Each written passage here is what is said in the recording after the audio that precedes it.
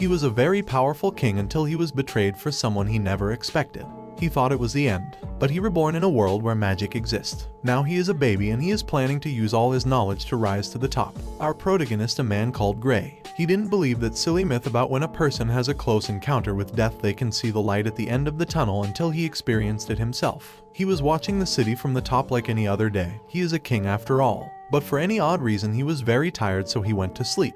The thing is that he never woke up again. Someone murdered him. He had no idea who might be. Could be anyone. The truth is that he has a lot of enemies, but that didn't matter right now. He was living in the real life. That famous light at the end of the tunnel. And the first thing he notices when he reaches the light is that he was being born.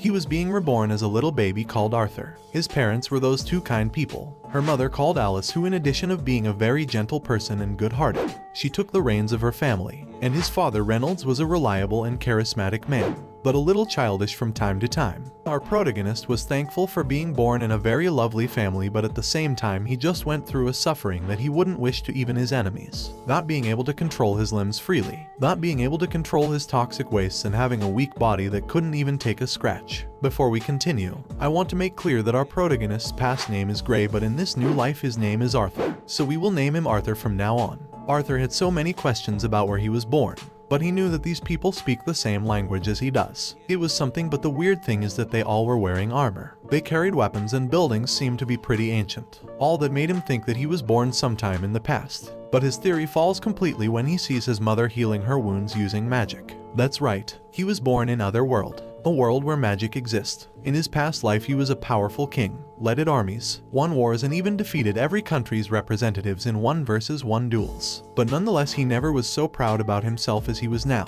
He just learned how to crawl. Arthur needed to know more about the world he was in. As he just learned how to crawl, he starts to sneak out by night to his father's library. He was in a continent called Dicathan, which is formed by 3 big kingdoms. Elenwar, which is ruled by elves and is located deep in the forest. Darv, ruled by dwarves and located below earth. And last, Sapin, humans' kingdom and the most populated out of the 3. Also, this world has a monarchical system, but in this world you don't get to be a king the same way you do in Arthur's world. Here that rank is inherited. Arthur also finds out that this world is technologically highly underdeveloped, but that's because of magic. In his past world there is an inner force called Kai that after a lot of training you could use to strengthen their bodies and weapons. Since in this world there is a similar force called mana. The difference is that there is not only an inner one, but also surrounding us. The most common methods for using mana is to power up or to cast. Enhancers use their mana to power up their bodies and obtain a big strength, defense, and agility. But their weakness lies in their short range, but the spellers cast their mana to the exterior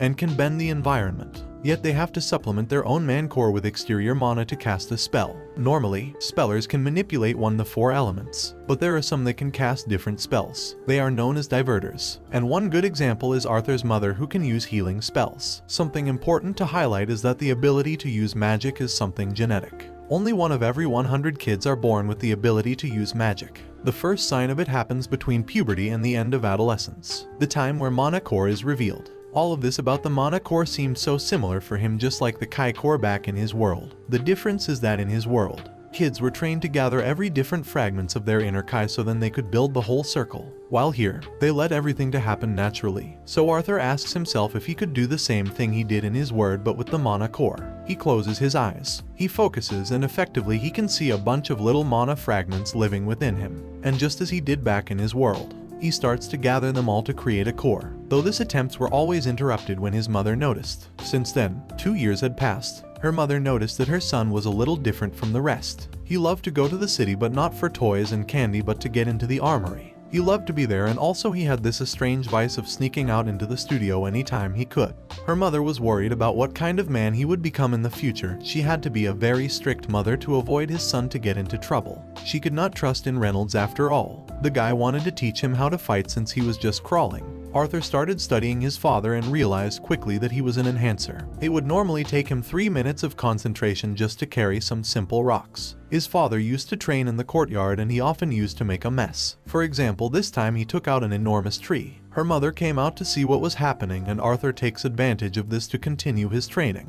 During these 2 years he had progressed a lot with his core and he was about to make it. Arthur now knew why that used to take up to the adolescence to make it. because these fragments come together very slow. But Arthur forced it and he manages to make it in just 2 years. The whole house blows into pieces. Reynolds protects her wife quickly, but she could only think about his son. Art is still inside. Reynolds runs as fast as possible, but once he passed all the debris, he can't believe what he sees. A worried Alice gets close to see what was happening. She also gets impressed when she sees what her 2-year-old child has awoken. Arthur felt great. His body didn't feel weak as before until he realized that his whole house had been destroyed. From that moment, many things changed. His mother started teaching him how to read and write. His father taught him the magic basics and also physical training, though it was difficult because of his body. At 3 years old, his father gave him a wooden sword and started training physical combat. He had to train every day and he couldn't do what he wanted until he finished his sessions. And what he wanted to do wasn't playing video games or read manga, but to keep studying. The level of strength in this world is measured by the mana core's color. It starts being black because of the blood and other impurities mixed when the core is just formed, but as impurities gets filtered, the core becomes more pure. The order is the following: black, red, orange, yellow, silver, and the strongest of all, white. Every color has 3 phases: dark, solid, and clear. That is to say, to advance from red to orange, the person must go through dark red, solid red, and clear red. And their son was an exceptional prodigy, and his father thought that he was limiting his potential by teaching him alone instead of taking him to the right mentor. So he tells his wife that it is time to send him to the big city of Xyrus. Alice completely disagreed with that because his son was only 4 years old and she wasn't planning on send him alone to another city, until Arthur gives them an idea to just move out together. They thought that how couldn't they think about that before? So now everything was solved. They decided to leave the next day since their old friends, the Twin Horns, would travel to Xyrus as well. Finally, Arthur could get out from that little and calm town. The next day, a proud Reynolds introduced his lovely son to his friends: Adam Cringe, an enhancer specialized in the use of spears; Angela Rosa, a spellcaster specialized in wind magic; Durden Walker, a giant spellcaster specialized in earth magic; Jasmine Flamesworth, that besides being just like Akam, she is an enhancer specialized in the use of double daggers; last but not least, Helen Shard, an enhancer specialized in magic archery. So now the journey begins. The road to Xyrus City is long and dangerous. That's why it is prudent to travel with company. During nights, the boys protect themselves from wild animals and at the same time they hunt them to eat. Helen was curious about Arthur, so she starts talking to him, being amazed by his great achievements at his short age. Adam seems to be jealous and asks Reynolds to train a bit with his child. He says yes, but to be careful. Now poor Arthur is kidnapped. Arthur tries to tell to his father to get him out of there with his eyes, but his father didn't even notice. So given the situation, he has no choice but to fight. So using his past knowledge, he gets into combat position and immediately attacks the redheaded. Adam was standing confidently waiting to block the little one's attack, but Arthur suddenly disappears. Adam couldn't believe it. He had positioned himself at his back and now he couldn't defend himself, but little Arthur misses and loses his balance. The battle continues, and watch this fancy dodge. Just after that, he rushes into his opponent to tackle him. Once in the floor, he jumps to hit the final blow, but Adam was waiting for him with an unexpected kick that Arthur barely manages to avoid. Now it was him who was on the floor. The red-headed approaches and attacks him with everything he has got. Luckily, Arthur manages to block it, but he suffered the most because of his little body. The giant hits the red-headed for exceeding, but the red-headed says that exceeding my ass, and asks Reynolds what kind of evil training he did to this poor boy to making him a monster. But Reynolds says that he actually didn't taught him that. Arthur lies, saying that he learned that from his father and reading some books. So now the other were interested in learning some of his moves and techniques. A lot of days had passed since the beginning of their journey. The training he was giving it to Helen. Adam and his father was progressing well, but the one that had advanced the most was Jasmine. She had learned some Arthur's techniques. She even unexpectedly learned his particular way of running, and with that, the relationship between Arthur and Jasmine was getting stronger. She even gave him a birthday present. Yes, Arthur's birthday was during the journey. While on their way, Arthur was being stalked by Jasmine, who wanted to suck up all of his knowledge. Some bandits attacks them. Anglia protects the carriage with her wind magic, and now everyone being mad, they prepare to attack. The problem is that they were completely surrounded. There were some bandits that planned to steal everything they had and to kidnap the women and children to sell them. Arthur was so mad, but her mother doesn't let him out since he is just a baby. On the other hand, his father starts to beat up bandits like if it was a sport, although he almost loses it, but Helen saves him in last minute. Jasmine and Adam doesn't fall behind. They were pulverizing all those madmen, but Jasmine faces a hard opponent. It was a mage who fought with a whip. Being a dagger user, the reach difference was against her. Arthur was thinking about a way to help her when suddenly his father was hurt by the bandits' leader. Arthur hurries his mother to go and heal him, but weirdly she couldn't use her powers as she used to. Reynolds says don't worry, those wounds were not mortal. He even says to his son that once her mother finished her spell he should protect her and escape since he had enough strength to beat the bandits' leader, but he couldn't do it if he had to worry about both of them. Arthur refused to escape and tell his father that he can fight and he knows it, so he would be staying and supporting them, and his father says that the reason why he wants him to protect her is because she is pregnant.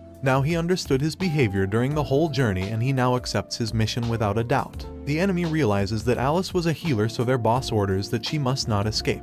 Arthur starts running with his mother. One of the bandits jumps over her, but Adam stops him so they could keep moving. An archer shots them from the distance, but Arthur manages to stop the arrow, losing his sword in the process. The archer couldn't believe what he saw, a kind stopping his attack. But Helen manages to take him with an arrow and Arthur and his mother keeps running. But Arthur notices something strange. The bandits were supposed to have 4 mages, but he could only see there of them. Where was the last one? And now at the top of the mountain he sees a water bender. This sucker cast a spell on them. He could stop the attack if he used mana, but her mother would not be fast enough to make it, so Arthur makes a decision to sacrifice himself to save her. But one sure thing is that he wouldn't fall alone. So before being hit he ties up a strand of mana into his knife, and incredibly he manages to get the spellcaster who attacked them. The bastard tries to grab to a rock to avoid falling, but he couldn't. The giant tries to save Arthur with his magic rock, but he couldn't reach them. Arthur was happy because he knew that everyone else would be fine, but he can't help feeling bad because he really wanted to be an older brother. And while he was falling we can see a bit from his past life. His old world was a world filled with problems. Low birth rate and resources were limited. Wars were replaced by grief and armies for kings. Grey was a king, but in truth, the ones who ruled were the council members. They were the ones who managed the country, both in politics and economy. Arthur had enough of that, and one day he decided to leave the throne.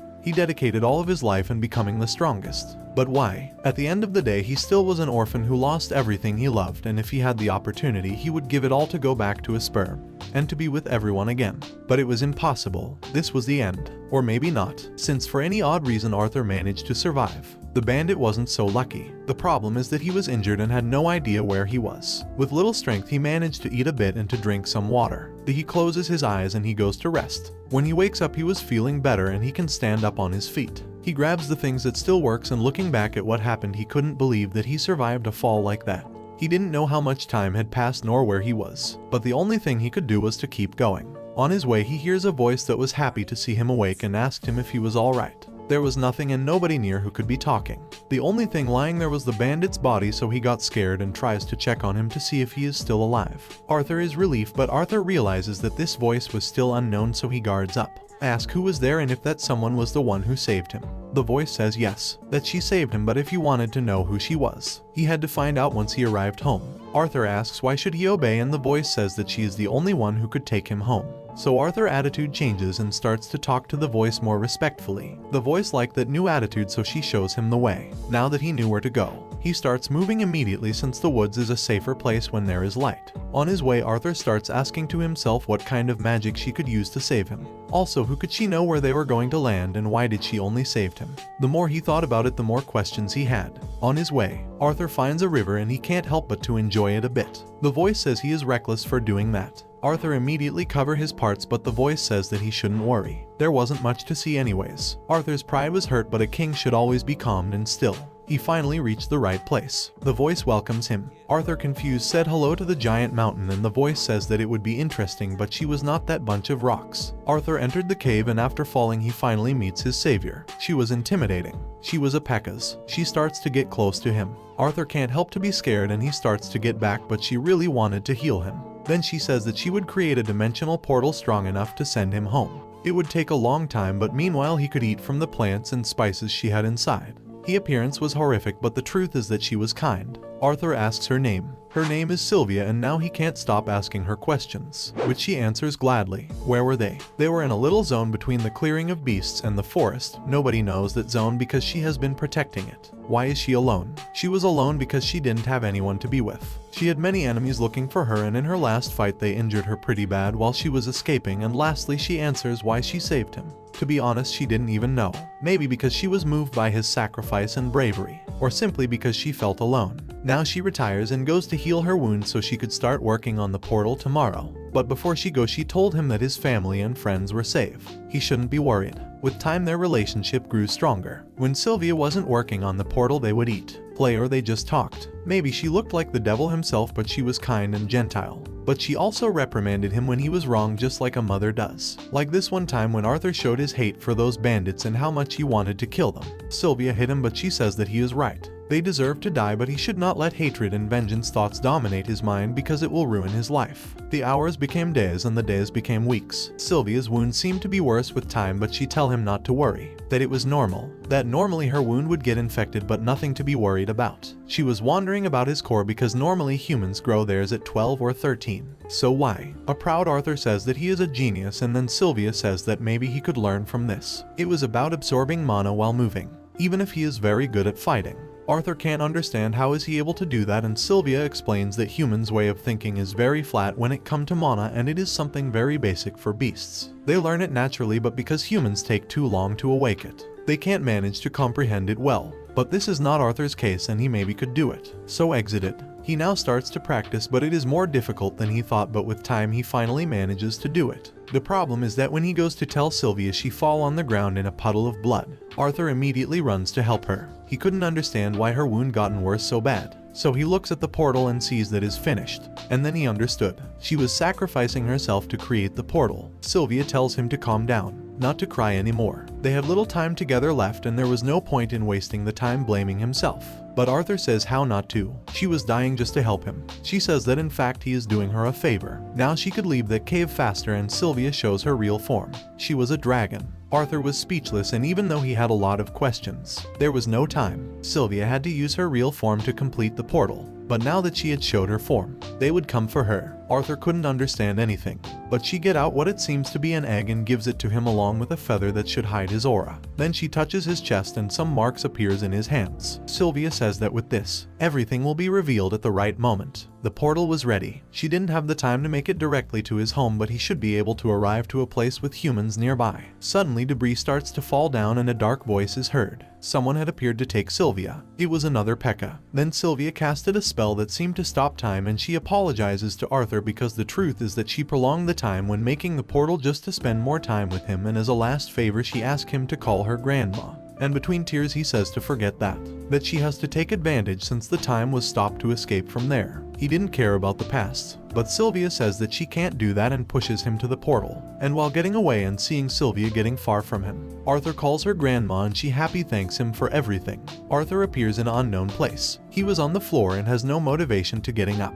His mind was melancholic about those 4 months he lived with her, but something gets him up. It was her voice. She survived. But not really. It was only a message left by her. It was a bit frustrating, but Sylvia says that he is not ready for the truth. His body was a child's one, and even with his core being dark red, he wasn't strong enough. Before dying, Sylvia left him a gift, her special will, and says that his future development as magician will be up to how good he uses her gift. Even though Arthur didn't care, he wanted her to be alive. Sylvia could see how Arthur might be feeling. Pain, anger, guilt, but she reminds him that he has a family to take care of and a purpose to fulfill. The only thing she asks is that he becomes a man that her and his parents could be proud of, and lastly, she says that he will receive more news when his core has passed the white phase. In that moment she will explain everything. But the most shocking thing is when she says goodbye, calling him King Grey. Now Arthur is filled with questions. Since when she knew about his identity, how did she know? But it was useless. He wouldn't get any answers. He rather gets up and start exploring the forest to know where he is. He climbs up to the top of a tree and realizes that he was inside Elshire Forest. Sylvia told him that she would send him to a place near humans, so he didn't understand why he was there, and suddenly he hears a scream. Arthur rushes. It must be humans, and from the top he manages to see their carriage. What a luck. Maybe he could be friends with them, but when he gets near, something disturbs him. So he listens closely and his suspicions are confirmed. They were slave traders. They were happy because they caught a female elf. Female elves worth a lot in the market, especially this one, because she was a kid and she probably was a virgin. Arthur was very angry, but looking at the bright side, it was an opportunity for him to distress a bit. Arthur wanted to kill them so bad, but he didn't act immediately. Even for him, facing the 4 of them would be difficult, so he followed them, waiting for an opportunity, eating energy to then make a move. The night had come and it was now or never. Arthur took some kind of seed and threw it to distract the wolves. The wolves start to behave like crazy, and just as he wanted, one of the kidnappers gets out to try and calm them. Arthur didn't have any weapons, so he had to use a method from his old world. He didn't know if it would work, but luckily it did. He created a magic knife using just his mana. Quietly he went down from the tree, and before the guy could talk he murdered him. Grabs him before he hits the floor to avoid noises and thanks him for the weapon.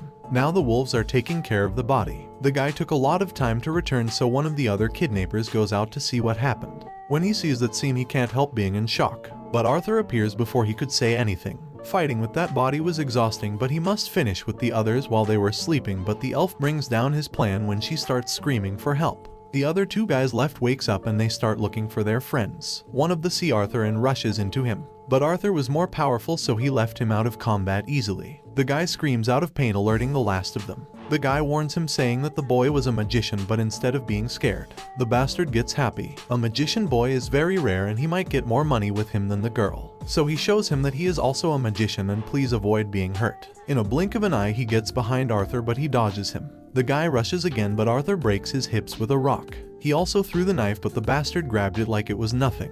He was fast. Our protagonist manages to defend himself, but he still hit him with a kick and the guy grabs it. He just grabbed his gold mine, but Arthur came up with something in mind. To condense his mana and create a sword. It was pretty similar to wine magic. Maybe fire magic could be condensed as well. So he tries and manages to create a strong explosion. Now the guy was really furious. He didn't care about selling him. He was going to kill him. But before he could start talking, Arthur beats the shit out of him. The last bastard begs him for forgiveness, but Arthur has no mercy for people like them. It was difficult, but he finally did it. Now he goes to the child and with a smile in his face he frees her, even though he carries her blindfolded all the way. He didn't want a child to see all that terrible scene. After a long walk they reach a safe place and Arthur removes her blindfold. The girl is moved and she thanks him for everything. Arthur says that he needs to get back home and that the bad guys wouldn't chase her anymore. It is supposed that elves are safe in that forest, but the girl says that that's not the case. That beast always scares them. Arthur gives up and he ends up agreeing to accompany the girl, and he didn't even know where she lived.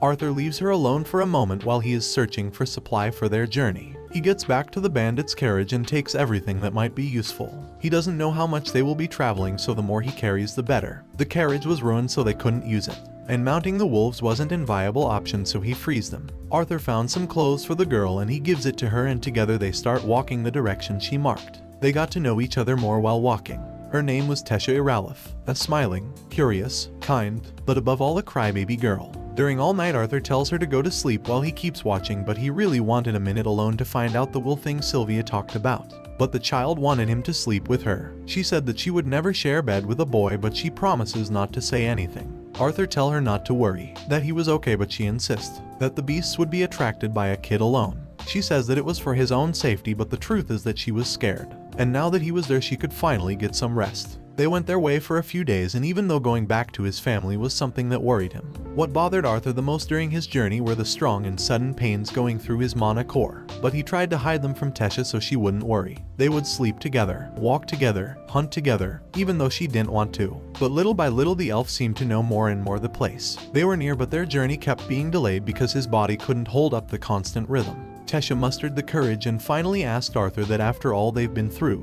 now she could call her art as his family did. Arthur says yes, that there was no problem, but she was disappointed because he accepted just like that as if it was nothing. So just to bother her, Arthur changes his answer and says that it would be an honor if Tesha Iralith would call this humble peasant as art. Although their mental age different, both of them had become close, and at last after a long travel they arrived. Arthur could only see trees and bushes and a lot of tall grass, but Tesha starts touching some trees and a magic entrance appears. They entered the portal and suddenly they arrived to this incredible place. A bunch of kneeled men appear immediately. They had come to welcome the princess. Arthur couldn't believe what he heard. But the king and queen Elenwar appear, and they were so relieved because their daughter had finally appeared. And with them there was Viriam Iralith, a man present in every history book, the old king of Elenwar who led the last war against humans from Sapin Kingdom. Arthur gives a little push to Tesha and gets happy for this touching reunion. The king thanks him for helping them and he invites him to a feast as a sign of gratitude. His words were kind, but his eyes showed that it was an order and not an offer. Arthur accepts and everyone gets surprised when Tesha holds his hand, and with a big smile she says that she has so many things to show him. When he knew that she was a princess he thought that she'd live in a big castle.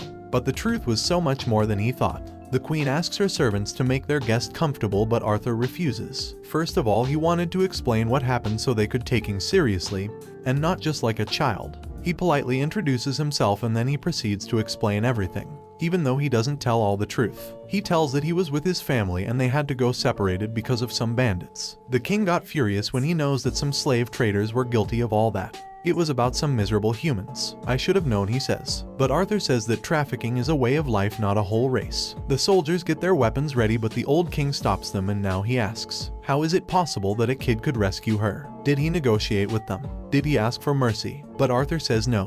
Even though he is just a kid, he also is a magician. So he got rid of them and rescued her. One of the soldiers gets angry for hearing those lies, but the old king puts him in his place with just a stare. Arthur says that he doesn't care if they believe him or not. The princess was safe and sound, and now the only thing he wanted is to go back to his family. Tesha didn't want him to go, but Arthur explains that because of the history between their kingdoms, a human should not stay for long, and his priority was to know if his family was okay. The king says that it doesn't matter what happened in the past. The truth is that he rescued her daughter and he even bothered to get her there, so he deserved a reward. But unfortunately, the portal that leads to the human kingdom can be used once every 7 years during the Three Races Summit, and it was still 5 years out until reopens. Yet they had no trouble sending a group of guards to escort him home safe and sound.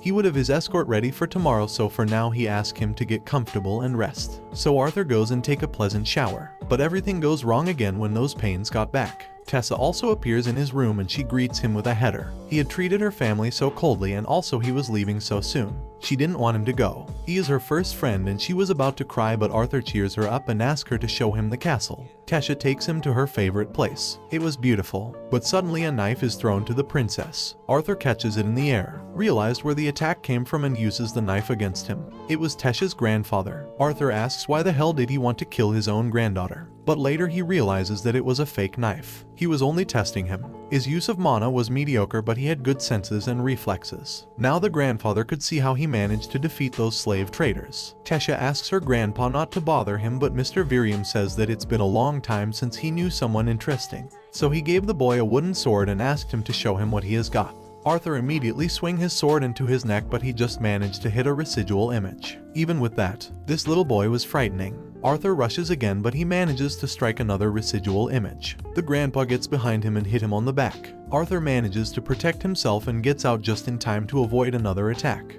He is hit in the air with a poke. Art goes flying, but he grabs his sword again and he uses fire magic again. See, get close, but Virium takes his sword out again. It was his chance. The old man attacks and Arthur takes advantage to get over him. Then he twists amazingly in the air, and though the attack wasn't powerful, he manages to hit him. The grandpa couldn't believe that he actually hit him. That happened for being arrogant. He wanted a second round, but Tesha says that he already intimidated him enough. She also says that he should be a little softer, but the old man says that if otherwise, the intimidated one would have been him. Arthur feels flattered by his thoughts, and now the grandpa asks him to become his disciple. Arthur is shocked by that petition, but he says that it could not be possible. Can't a human live in the elf kingdom? Virinium says that while under his arm, nobody would dare to kick him out. He should be aware that he was better than many other kids, even adults, but he need to understand that he could teach him things that not even the best human magicians could. Even with that, Arthur refuses. The only thing he wanted was to be reunited with his family and let them know that he was fine. But then Virium proposes something. If there was a way to communicate with them and make them know that he was okay, would he accept? Arthur didn't get the chance to answer when the grandpa sends his granddaughter to sleep, and he confesses that he felt something during their combat. He asks him if his mana core has been in pain. Pains that grow stronger and frequently. Arthur could explain himself how he knew this. The old man says that it is more important that fact that he wasn't aware about why he had those pains. The grandpa explains that what a beast will is. Beasts are classified by their strength, and class of beasts or superior get the ability to transmit their will, whether to his descendants or someone bond to them. He wouldn't ask him how he got that powerful will, but at that point what he got inside was hurting him. The reason why Virium knew all this is because he also had a will, and that's what it's called, a beast tamer, a title obtained when you finally conquer the beast within you. He knew that to be reunited with his family was important, but it was paramount to learn how to control his power. Otherwise it would end up destroying him from the inside. The next day he is woken up early by Tesha, who is very excited because his grandfather told her that he would stay. Although everything depends on what happens today. Kings told the grandpa that it wasn't a good idea, that keeping a human in their kingdom as a disciple wouldn't be well seen. But Mr. Virium says that he doesn't care. He liked the boy, and even her daughter agreed with that. So he would be under his protection and guidance, and lastly he says that everyone in the kingdom should know about it. Arthur is happy about that. The old man really is liable and on their way. He starts calling him grandpa. It seems that he gained his trust quickly, and when he sees the way that he treats his granddaughter, Mr. Virium thanks him. Tesha grew up very lonely as the only queen. During her whole life she was hurt many times by people and other children who pretended to be her friends, and in these few days he had seen her smile more than in her whole life, so that's why he was thankful. They finally arrives to the place. Miriam shouts and kicks the door to make an old lady go out, and he introduces her to him. It was about an old friend, Rinia Darkasson, a very special diverter that might help him. The lady was a divine. Her magic allowed her to snoop into Arthur's mind. There was so little he could hide from her. Although this kid was special because there was something about his past that even her couldn't see. But they weren't there for that. They were there to speak with his parents. So she puts him in front of a water bucket and she made him think about them as clear as possible. When Arthur fell, his parents couldn't hold him. They both exploded into tears. Reynolds had to be punched to get him back to his senses and Alice almost suicide. At the end, they managed to get to Xyrus. They arrived to a pretty house that it might be Reynolds' friend's house. It also seems that Reynolds got a good job and together they managed to face the pain of his loss. They were melancholic and sad, but they both supported themselves to keep up, until now when they just hear his son's voice inside their heads. Arthur explained everything that happened, that he survived, that he arrived the elves' kingdom, that he was sick but he must be treated and that's why he must stay for a few years. But the important thing is that he was alive and soon they would be together. His parents' gray days were over. Their son is alive. Art was alive. 3 years went by that way. At that time, Tesha experienced her core's awakening. She has now turned 9 and Arthur is about to reach a new phase in his training.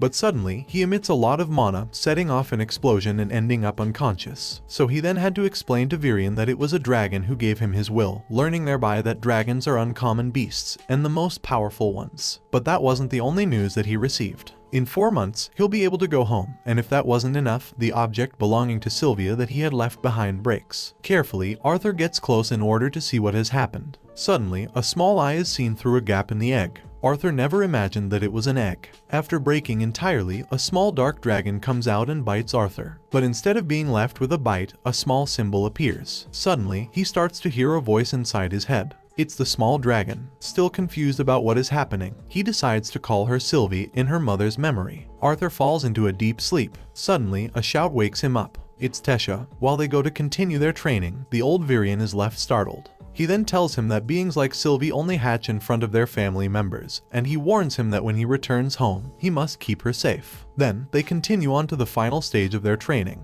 These tamers are able to use a beast's unique mana skills. This has 2 stages. The first stage, the acquisition stage, is that in which a wizard is able to use the beast's strength. But the second stage is that in which a wizard is able to use the beast's true skill. Virion, after years of training, was able to unblock the Shadow Panther's second stage. In that way, he proceeds to give him a display of his power, showing incredible speed while fully concealing his presence, and showing a brutal thirst for blood. Days went by that way, and with Virion's help, he was able to attain the first phase. He also taught him how to conceal his bestial presence from other wizards. In that way, the days went by, enjoying their final days in Elenoir until the day of their departure arrived. Tesha couldn't hide her tears, and she received a special present from the former king. In that way, along with a small group of elves, they arrived at the floating city of Xyrus. Arthur is before a large door. For 3 long years, he lived through many adventures. He lost many companions that he never imagined he would find, and he will finally be able to see his parents again. When they open the door, a maid greets him, and behind her, a small girl, suddenly a woman, approaches him. It's his mother. Suddenly, his father appears from behind, and they all blend into a great embrace. He then tells them about everything he lived.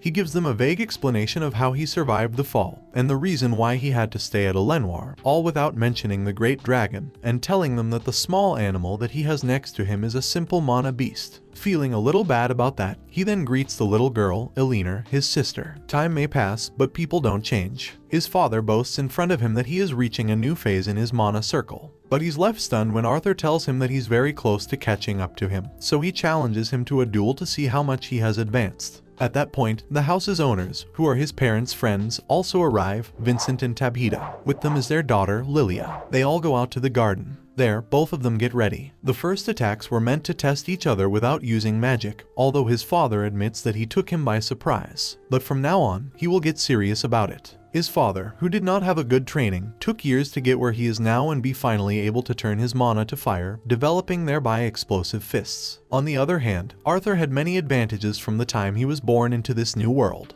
This culminated in his total control of all 4 elements, mastering some up to their deviation level. Arthur uses lightning magic, and he starts to attack at an amazing speed, which is impossible to match for his father. Both land a blow, which creates an explosion, but his father manages to catch up with him. But just as it all began, it all ended immediately. And as may have been expected, everyone was left stunned by the young 8-year-old boy's skills. Vincent is still in disbelief at what he has just seen, but he tries to persuade Reynolds to enroll Arthur in the Xyrus Academy. He will love to pay for his studies. However, Arthur, in a serious manner, asks them to let him spend more time with his family before deciding if he wants to go. The following day, they go shopping. On the way, he finds out that the Helstia family owns the most important auction house of the city, and his father has become its head of security, but he also was given a small change. However, not all is peace and quiet. There are eyes observing them. Only the most talented wizards can attend the Xyrus Academy. Great scholars, royal leaders, and militaries come out of this institution.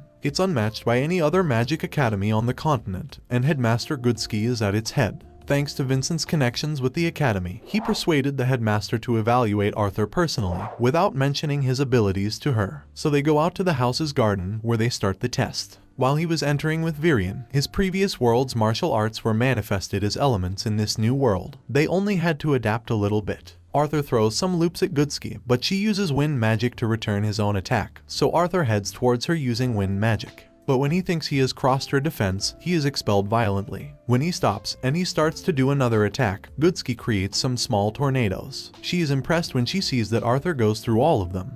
But the test doesn't end. After a warning, she triggers some sound magic to leave him unconscious, but that doesn't happen, after which she considers the test finished. But surprises do not end for Goodsky. When she realizes that Arthur has an affinity with all 4 elements, she loses her balance a little bit, and she says that he could be the strongest wizard in the future. But something unsettles Arthur, and she notices, so she creates a small field where nobody can enter and no sound can leave. Arthur tells her that he showed her his abilities because he wants something from her. He wants her to protect his family until he has the power to do so. Goodsky is left a little impressed, since not even the very king would be able to make a deal with her. But the time for that hasn't arrived yet. Arthur first wants to become an adventurer, although his mother doesn't agree and his father tries to take her side. Anything that he says is in vain. Arthur tries to persuade them by telling them that he could go with a companion. After emotions have calmed down, Reynolds tells him that in 2 months, the twin horns will come visit, so he'll be able to start his journey with one of them. Later that same day, Arthur goes to Vincent's office, and he asks him for some items to be able to go on his journey in exchange for helping his daughter Lilia with her mana's awakening. Vincent and his wife aren't wizards, and Vincent hopes that his daughter may be able to become one, although the chances are very low. As was to be expected, not everyone took it well, since there isn't such a thing as speeding a wizard's awakening. Despite everything, he wants to try it. After explaining to them for a while what he did as a child, they proceed with it, although the awakening won't happen soon, and it can take years. In that way, Arthur spends his time training and then helping the girls. 2 months go by that way until the twin horns arrive. Everyone felt remorse about not being able to do anything to prevent him from falling, and they thought he was dead. But now everyone is ready since something important is about to happen. It is the Helstia auction house's anniversary, where there are highly valuable objects. The twin horns have come for that reason, to help with security. Arriving, Arthur is fascinated. Not even in his past life did he see something similar. But that's not the only surprise he'll have that day. King Blaine Glainer of Sapin and his entire family arrive there, since they are business associates with Vincent. The king is interested in Sylvie, but he's not the only one. Someone who is accompanying the king asks Arthur excitedly to teach him more about the small mana beast that he has, but the king stops them. The great auction starts. In it, great valuable items of great power are seen, even some class of mana beast cores. The king himself bids on some objects. Vincent tells Arthur that if anything interests him, he can ask for it. After a while, Arthur notices Sylvie's absence, and he starts to search for her. But the royal family's wizard is about to catch her. Arthur manages to get her to escape, but at that moment, the man threatens him, telling him that Sylvie will be his. Arthur lets a great pressure and a brutal thirst for blood out, which leaves everyone startled, leaving the royal wizard on the floor. But fortunately, no one knows who did it. Coincidentally, they captured a thief who is blamed for it. But everything is far from finished. The wizard whispers something to the king, who calls Arthur's father to tell him that he wants to be given Arthur's mana beast in order to gift it to his personal wizard. Far from accepting the king's order, Reynolds avoids the order by saying that neither he nor his wife have anything to do with his son's link, since he got it on his own. The king looks towards Arthur, who looks at him menacingly. He proposes a deal. If he gives him his beast, he will let him choose a sword from his armory. But Arthur declines the offer politely. Far from done, the king offers him an exchange. The mana beast that he just bought in exchange for Sylvie, but Arthur, in a serious manner, rejects the offer again. The king, without patience, asks him a direct question. But Arthur replies with a different question, which leaves everyone stunned. The royal guards attack Arthur, but he beats them with a single blow. The royal wizard tries to cast a spell very close to him. Arthur activates a technique that allows him to split from the flow of time, and he enters the Beast Will's first phase. With a murderous and menacing look, he throws an attack that breaks one of his legs. He tries to ask for help, but nobody can hear him. But everything ended too fast. The king, who was able to see Arthur's first attack, is in disbelief. Then, Lilia's screaming invades the scene. Everyone is left in shock when they see the royal wizard's state, while Arthur is on the floor.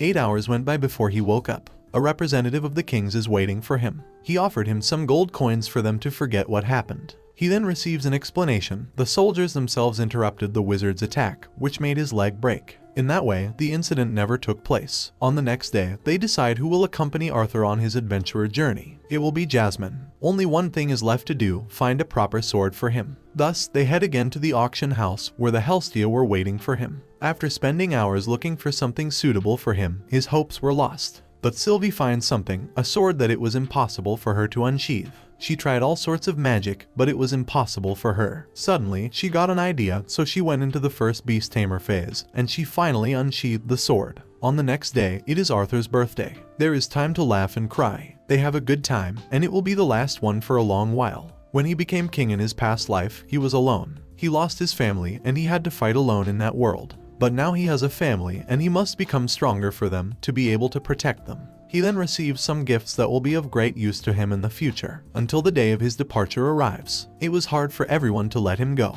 He spent 3 months with them, and that doesn't make up for the 3 years that he was away. But despite everything, they wish him luck in his new adventure. Together with Jasmine, they arrive at the Adventurers Guild, and she sponsors him so that he only has to do the final test. Once inside, they meet with the institution's head. But for some reason, his presence bothers Jasmine, and even more when he mentions her family. Arthur introduces himself as Note. Since this is his new adventure, he doesn't want them to know his true identity. On the testing ground, the examiners determine the new adventurer's classifications through short duels. Here, 2 fellows draw Arthur's attention: Elijah, who didn't have to do the test, and was classified as a Class B adventurer, and Lucas, who had an arrogant attitude. Even after ending the test, he tried to attack the examiner, but he was stopped, being placed in the B class. Now it's Arthur's turn, but when they are about to start, they are stopped by Caspian, who is an AA adventurer. He will examine Arthur personally. Caspian wasn't showing any openings or any bloodthirst pressure. For some reason, Arthur was excited.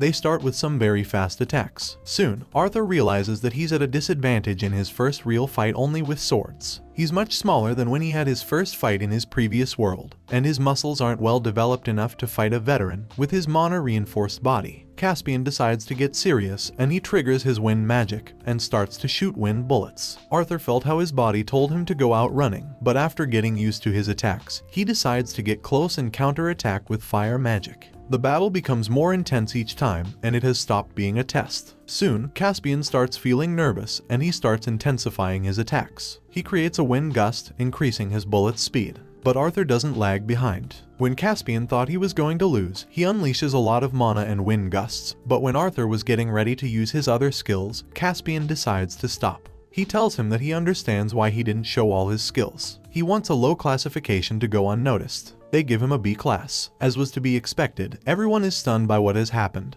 but more so Caspian, who is frustrated. But the most stunned are the examiners, who don't know why there are so many adventurers with high scores. Caspian then reveals that the king lifted the ban that was preventing dwarves and elves from becoming adventurers, and the reason is that the continent is entering a new age. On the other hand, we see how Tesha observes Arthur with an orb, and she's jealous about his approach to Lilia. But her grandfather comes in to deliver some news. She'll be able to attend the Xyrus Academy with Arthur, due to negotiations between the 3 kingdoms to integrate a new generation of wizards into the Xyrus Academy. But that's something we'll get back to later on. Arthur, after receiving his adventurer's license, heads towards the beast clearing for his first mission. There, Sylvie must go her own way, so they decide to part for some time to develop their skills. While they were resting, Arthur asks Jasmine why she decided to become an adventurer. She tells him that she decided to flee from her family. The Flamesworth family has created many of the most powerful wizards with a fire affinity on the continent, since fire is the most powerful element. But she was considered inferior for having a wind affinity. This reminded Arthur how in his past life, his Kai was lower than normal. Jasmine then confesses that when she's talking to him, she doesn't feel that she's talking to a child.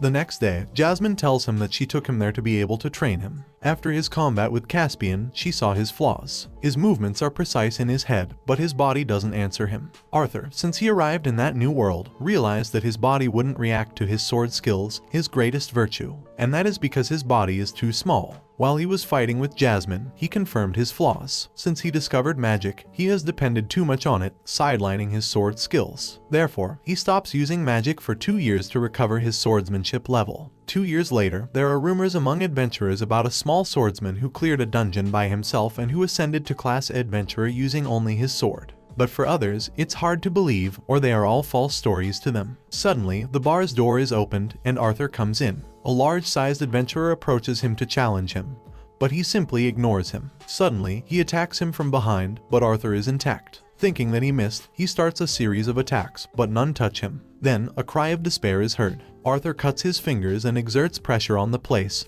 filling everyone present with fear. He then leaves, reinforcing the rumors about the masked swordsman. 2 years went by after that, since Arthur started his adventurer phase. During that time, he spent time in many dungeons and he improved his swordsmanship. But Lilia also had her mana awakening. She would regularly return home, but she's about to go on her last mission before starting her lessons at the Xyrus Academy. She joins a group of adventurers in which we may see some familiar faces. Arthur is not happy at all about seeing Lucas again, but he is a little happy about seeing Elijah. They are all led by Brauld, a Class AA adventurer. They enter the dungeon. Inside, they spend some minutes walking without finding any beasts, but a sound makes them look up. They are attacked by batrunners. While they are defending themselves, Brauld orders them to conserve their energy and not use magic. But as was to be expected, the only one who didn't listen was Lucas, who creates a fire typhoon that eliminates all the beasts. Brauld was upset due to Lucas' disobedience, since he knows how dangerous that dungeon can become the deeper they go in. They reach a place with many gaps, but without time to think, a giant worm appears in front of them. Creo creates some water barrier, but the beast disappears in an instant. Oliver, a wizard who is with them, wants to keep going by himself to impress one of the girls. But Arthur notes something.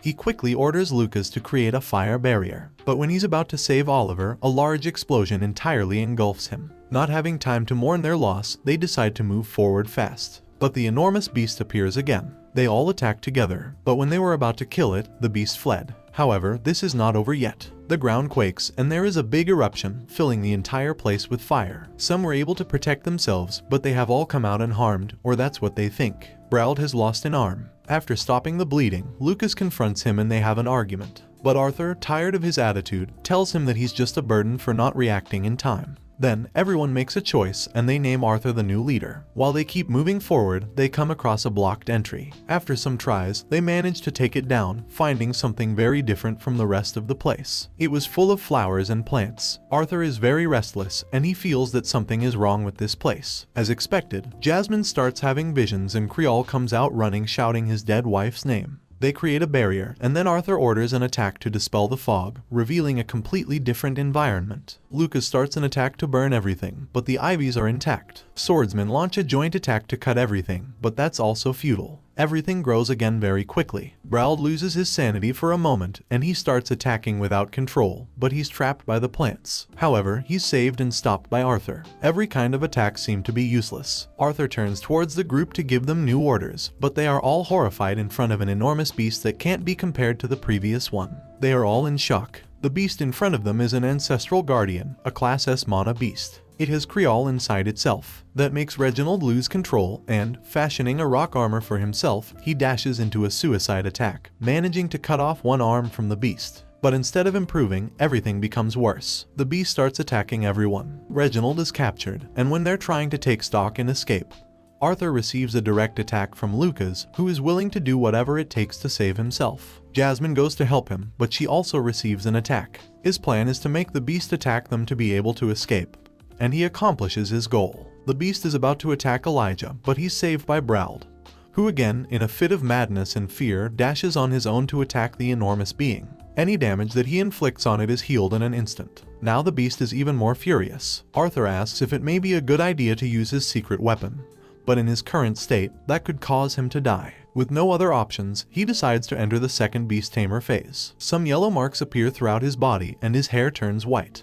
With a strength that intimidates the beast itself, Arthur starts to attack it. In that state, Arthur can use all of his environment's mana, and each of his attacks inflicts great damage on the mana beast. The battle turns wilder, but it's time to put an end to it. Arthur freezes the beast with his left hand, and in his right hand, he creates some black beams that destroy the beast completely, but he had to pay a high price. He's left half dead, having lost a lot of blood. With no strength left, he goes unconscious. When he wakes up, Elijah was the one who had saved him, and Jasmine is by his side, also unconscious. The damage that both have suffered is evident. A day went by since that incident. With the little strength he has to speak, he asks him to break some crystals that he has in his glove, which contain his mother's healing magic. He repeats the same with Jasmine, but he still doesn't have the strength to get up. Knowing that they can't leave that place for a while, they introduce each other formally again. Elijah comes from Drav, the dwarves' kingdom, but he's not a dwarf. He doesn't know who his parents are or where he came from. An old man raised him. He lived a normal life until he entered his mana circle's dark orange phase and he triggered his deviant metal creating magic. The old man who raised him told him that it was time to explore the rest of the continent. He is stunned when Arthur tells him that he has an affinity with 4 elements and 2 deviations, and even more when he tells him that he's a beast tamer. When Jasmine wakes up, she apologizes to Arthur because she wasn't able to save him a second time.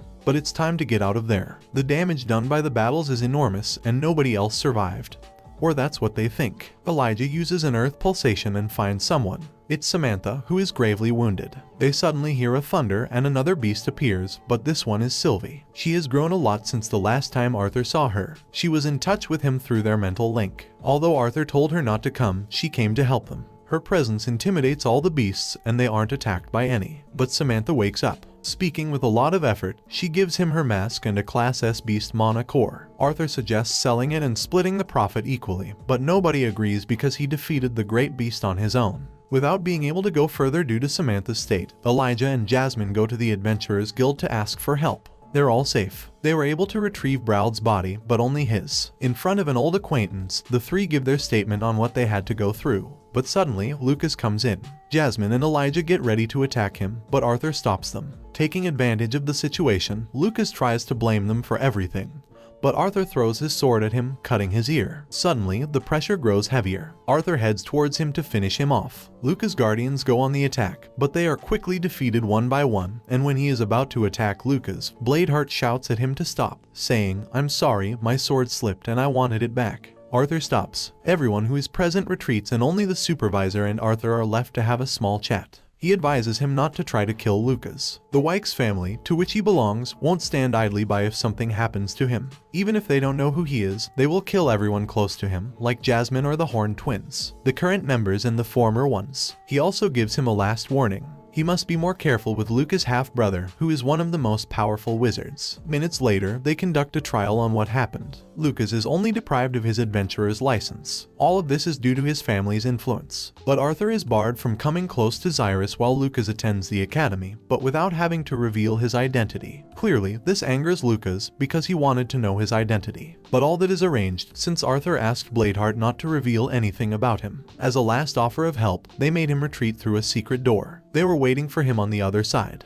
That way, they all go home, but there's a problem. Elijah doesn't have anywhere to go, so Arthur offers to come with him to then enter the Xyrus Academy together, but he refuses at the beginning because he has neither the money nor the contacts to enter. Arthur tells him that he'll take care of that. He then asks them to go ahead, since he has something to do. Bladeheart wants to speak to him. Arthur thanks him for having made the judge help him, and he gives him a farewell gift. He throws a bag filled with gold coins at him so that he'll be able to take precautions. With this, he buys a dimensional ring to hide the sword and the beast's core. He spent 2 years adventuring, and he was about to die in the last mission. But it's time to go back to a normal life. When night falls, he finally gets home. His sister was waiting for him. His parents also come out to greet him. His mother was worried about him. Thanks to a ring which they both have, she knew that he was about to die. They all gather in the living room and the most excited one is his father, who wants him to tell him about the dungeon. Elijah and Arthur tell him about everything they went through. Their astonished faces were to be expected, but they still can't believe that he alone defeated a Class S beast. Arthur gives his father the mana beast's core so that he can absorb the remaining mana, since he wasn't able to make progress purifying his nucleus, no matter how hard he tried. As noted, his days have passed, so he decides to put away his mask, so as not to use it again. Next day, his father gives him the mana core back. But there's something weird when the mana is completely extracted. The core is delayed, but it's intact, so Arthur decides to find out what's happening. Inside the core is the Class S beast, so he tries his luck and he tries to obtain the beast's will. But Sylvie's will prevents him from doing it, and before destroying the other beast, he drops the core. He then thinks about whom he might give it to. Days go by, and Arthur trains with Elijah and he also spends time with his family. But something is about to happen. The King of Sapin will deliver some important news. While they are heading towards the city center, Arthur and Vincent take different paths. Thanks to Vincent's connections, they manage to see Gideon, the most important artisan on the continent.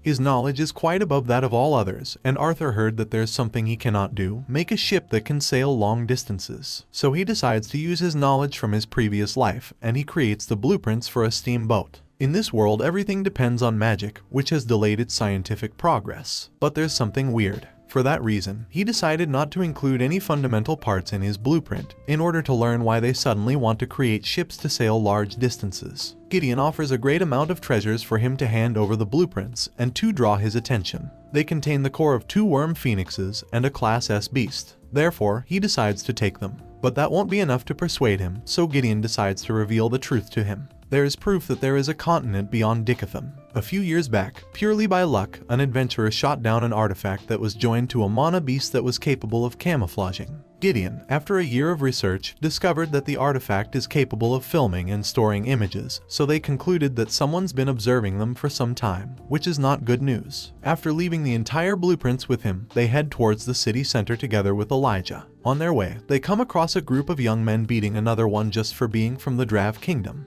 Elijah decides to stop them, but they are all forbidden from using magic outside the academy, so he also starts receiving damage. This clearly angers Arthur, and he easily defeats them without having to use magic. This is so until one of them decides to use magic. But everything freezes. The Sapin princes Cathiel and Curtis stop the fight. In order to justify their acts, they lie to the princes, who want to reproach Arthur, but he won't stay silent. Vincent explains what happened, and everything gets complicated when the main attacker tells him that he comes from the Trident family, one of the biggest donors to the royal family and the Xyrus Academy, which forces the prince to let everything slip as if nothing had happened. But for Arthur, that doesn't end here. He immediately contacts Headmaster Goodsky, and he asks her to expel all the attackers from the academy if she wants him to attend. Until they reach the center, there are the kings from the 3 kingdoms. They state that during the past years, they have been in constant meetings to be able to unite the 3 races, and gradually, they have been able to become unified, until they get to the important part. When they state that there is another continent, people's restlessness shows immediately. There are doubts about whether they come with good or bad intentions. In order to calm down and make people feel safe, he introduces those who will be the 6 protecting lances of the continent, and the 6 most powerful wizards of the 3 kingdoms. But hearing the name of the last one, Elijah and Arthur feel uncomfortable. It's Luca's half-brother. They had warned him that he's a powerful wizard, but not that he's one of the continent's most powerful wizards. 4 months have gone by since the new continent's announcement. During that time, Gideon and Arthur stayed in touch, so much so that Gideon gives him a gift so that he can hide 2 of his 4 elements. But it's more important that the great ship is about to set sail. But that's not the only news, since Arthur will start his studies at the Xyrus Academy. After a few weeks, it's the first day of class. But Arthur isn't even awake. Elijah tries to wake him up, but he's attacked by Sylvie, who also wants to stay asleep. After saying goodbye to his family, they arrive at the academy. They meet a large number of students at the entrance, several of them accompanied by mana beasts, and they all enter a large building with gold and shiny decorations. They complete a last identity registration there where they have to declare their elemental affinities. The records officer is surprised upon learning that Arthur has 2 affinities. Next, they move on to an enormous conference hall where Headmistress Cynthia appears, who silences the entire place with an incredible display of sound magic. After giving a brief speech and announcing her excitement about having more students from the other races, she gives the floor to the student council leader. They are all charmed by her beauty. Sylvie jumps happily when she realizes who it is, but Arthur gives a slight smile. After 4 years, he sees his old friend again, Tesha Iralif, who also delivers a small speech in order to try to settle issues about discrimination among races and among battle and scholar wizards. Later on, while they were heading towards their rooms, they witnessed some acts of that nature, a human treating a dwarf with contempt, forcing him to start a duel. The power difference is evident, and after a series of attacks, the human prevails. But that's not enough for him, and he tries to break his hand.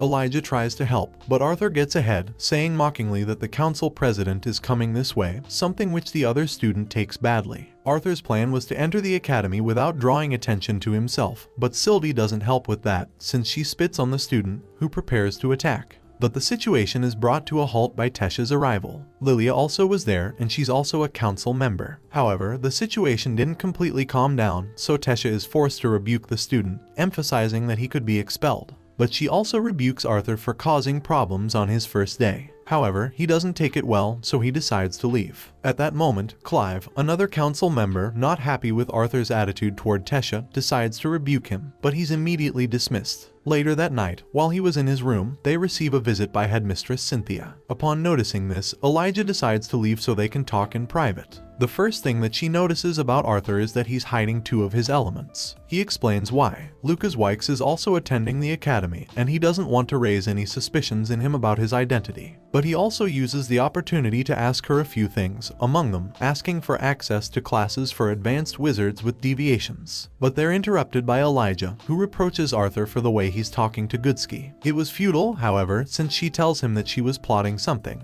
If he wants to have unlimited access to all that, he will have to be part of the disciplinary committee, a group made up of the strongest wizards in the academy who are in charge of keeping order and enforcing norms. Not having a choice, Arthur accepts, so he is given the uniform, which makes him suspect that she already had planned for him to accept the terms. Before leaving, she tells him to fix things with Tessia. Elijah, who can't stand Arthur anymore, calls him the Princess Charmer. The night isn't over yet, and they head to the dining hall, where sights don't go unnoticed. While they were eating, a group of students approach them, who invite Elijah to join their group. But both he and Elijah make fun of them for their name and attitude. When they try to attack him, their attack is repelled. Thinking that it was all luck, his assailant attacks again. But he's tied up by a deviant magic user's binds, and only Arthur knows who it was. Without having to touch a single hair of his, he humiliates the student, pulling by his trousers down in front of everyone, and he decides to go out for a bit. There, he finds Tessia, who thanks him for helping her. But they then have an awkward silence. Not knowing what else to say, he apologizes for what happened during the day, but she apologizes too. Doing this, she strikes him accidentally and she leans on his shoulder. After talking about what happened, Elijah shows up, who looks at him weirdly, so he asks Tessia to go on a walk with him. On the way, he tells her about everything that he lived as an adventurer those past 2 years, and also about the incident with Lucas. On her part, she is jealous about Jasmine, who was with him that time, and she notes that everything in him has changed. He then gives her the core of the Class S beast that he beat, so that she can be a beast tamer, and they say goodbye. Next morning, he heads to the hall in his new uniform to meet the other discipline committee members. Opening the door, an enormous lion roars in front of him. But Arthur doesn't even flinch. Behind the beast was Kai Cresleys, a 4th year who looks curiously at Arthur. His plan was to frighten him with the World Lion's help. They greet each other. Next to them is Doradria, a 1st year. They are both on the discipline committee. Wasting no more time, they head to the room where the other members are. Going inside, there is someone familiar, Prince Curtis, whom Arthur already imagined would be the last member. Arthur thinks and he concludes that the lion they have there is the beast which the king bought some years back at the auction where they first met. Going down the stairs comes Princess Kathleen, who greets him with a subtle smile. On the other side comes another acquaintance, Faerith, the elf that he met while he was at Elenoir. Arthur mocks him for a while, reminding him of the small fight they had years ago. Suddenly, the last 2 members appear, Claire Bladeheart and Theo. The latter decides to test his strength, and he offers to shake his hand. At that instant, he uses gravitational magic to pull him to the ground. Or at least that was his intention, for Arthur is still standing, which leaves everyone stunned. And leaving everything to the side, they exit towards the conference hall, where they are introduced as official members of the discipline committee. Later, that same morning, Arthur has his first class, nothing that he hasn't studied before, the difference between augmenting wizards and conjurers, although the entire class was debate-centered. He then heads towards his next class. The room looks like a small coliseum, and while he was lost in his thoughts, to his side Kathleen asks for permission to sit next to him, although there are many available seats. But she's not the only one. Faerith also sits next to him. At that moment, the professor in charge of the class comes in. Curiously, this is someone that Arthur also knows. The professor also recognizes him and decides to humiliate him with the excuse of testing the disciplinary committee members. While Arthur thinks that only an idiot would bite that bait, Faye raises his hand and he volunteers. In front of the teacher, he triggers a shield that surrounds both of them to prevent others from taking damage, and they begin. Faye triggers a flooding domain, a spell that gives him an advantage, and in that way, he casts spells with greater ease. So he decides to build up all his power and shoot an enormous water serpent. But the teacher is not just talk, and he summons a blue fireball that evaporates the water spell and harms Faye's leg, forcing him to give up. He then looks directly at Arthur. The next one to volunteer is Kathleen. She triggers some ice spears, and the professor evaporates them. After a second attack, she breaks the ice spears to make smaller projectiles. But at that moment, he shoots a firestorm over the princess. She made another attack and forgot her defense, which forces Arthur to intervene. He rebukes the professor for playing games, and he decides to take Kathleen's spot. He makes the professor do this under his terms, which makes him even angrier. After saying that he will go calmly after him, he launches into the attack full strength. Arthur notices this. After a series of attacks, he merely augments his body to dodge all the attacks, and the demonstration becomes a battle between them. The professor intensifies his attacks, but Arthur doesn't flinch, and he decides to put an end to this in front of the students' astonished looks. The power differential is evident. After cornering him, he ends the battle with a storm of wind shockwaves. After everything has ended, there is only one thing that bothers him. He knows that it took him too long to defeat someone who was only using wind magic. His next class is that of Spell Fundamentals, where he meets Emily, a shy girl. But he soon discovers that it's she who invented the projection artifacts that were used to announce the new continent's discovery to all corners of the three kingdoms. He also learns that his confrontation with his teacher is already news in the entire academy. When the door raps, he realizes who his teacher in that class is. It's Gideon, who pretends that Arthur wouldn't be in his class. He spends the rest of the class boasting about all his inventions until a strange beast enters and lands on Arthur's shoulder. There, Gideon says that he must go see the headmistress. On the way, he comes across Kathleen, but she ignores him.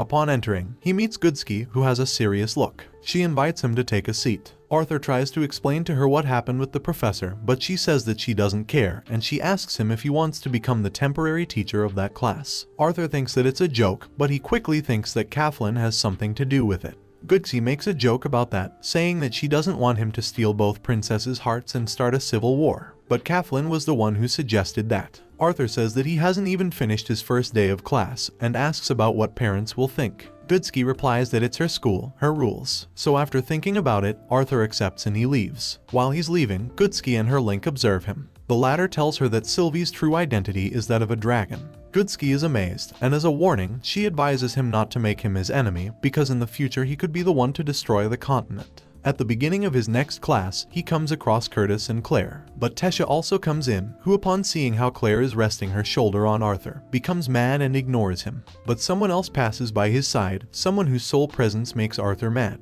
It's Lucas. They cross looks and, suddenly, a mana beast descends from the sky. Next to it is the class teacher. Arthur tries to scan her level and she notices and does the same, noting that he's hiding his level along with two elements. She approaches him with the intention of turning him into the center of attention to force him to show his power, and she achieves that, telling everyone that he's the new professor of mana manipulation practice. Curtis then suggests holding a simulated battle between 3 members of each team, and so, the disciplinary committee members and 2 members of the education committee will face each other, but they are 1 person short, so Lucas volunteers to fight. While they get ready, he has a small conversation with Tesha, who also notes that he's hiding his stronger elements. Arthur advises her to keep the secret, and he says that he really wants to see how much she has improved. The combat will have a 30-minute limit, and one last warning: the gear they have won't entirely protect them. They begin. They all split quickly and Arthur is left only with Lucas. Unleashing his incredible power for a moment, he puts his enemies on alert, and he starts his attack.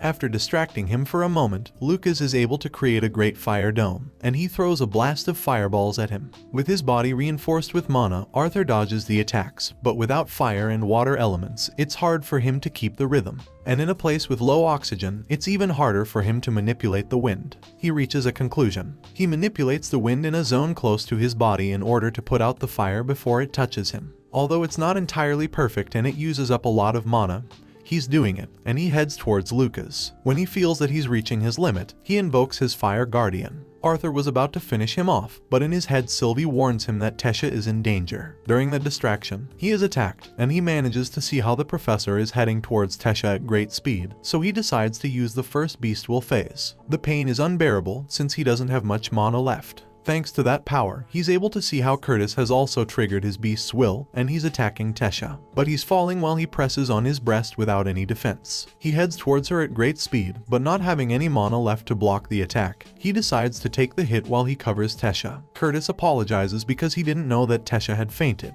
but Glory comforts him. When the smoke clears, she is left stunned seeing Arthur cover Tesha. Up until a moment ago, he was fighting with Lucas. They immediately administer first aid. Arthur wakes up in a room, and the first thing he sees is Sylvie, who reproaches him for thinking he's the strongest one, but he was about to die. Suddenly, Headmistress Cynthia comes in. She tells him that Tesha is fine for now. Arthur interrupts her saying that it's the mana beast, that her body can't bear it. She didn't know that Arthur had given it to her, but he says that it's his mistake not to have told the teachers about that, since the beast's assimilation moment is the most delicate one for a wizard. Finally, she thanks him for protecting her student and she leaves. Later on, after opening his eyes again, he sees his family. They're all more worried about what happened to the one who did this to him, and suddenly Tesha and her family also come in. They all have a good time, passing from Arthur's mother's insinuations about Tesha becoming his wife, to old Virian's joking about how he obtained a Class S beast score. But the entire visit is brief, since there are many others still who want to see him. Some came because they wanted answers about what happened, others to apologize, and others simply because they were worried about his health. The last to come was the inventor, Gideon. He says that he has prepared a gift for him on his personal training ground just so that Arthur will owe him a favor. But, unexpectedly, Tesha comes in again, smiling because Arthur almost died.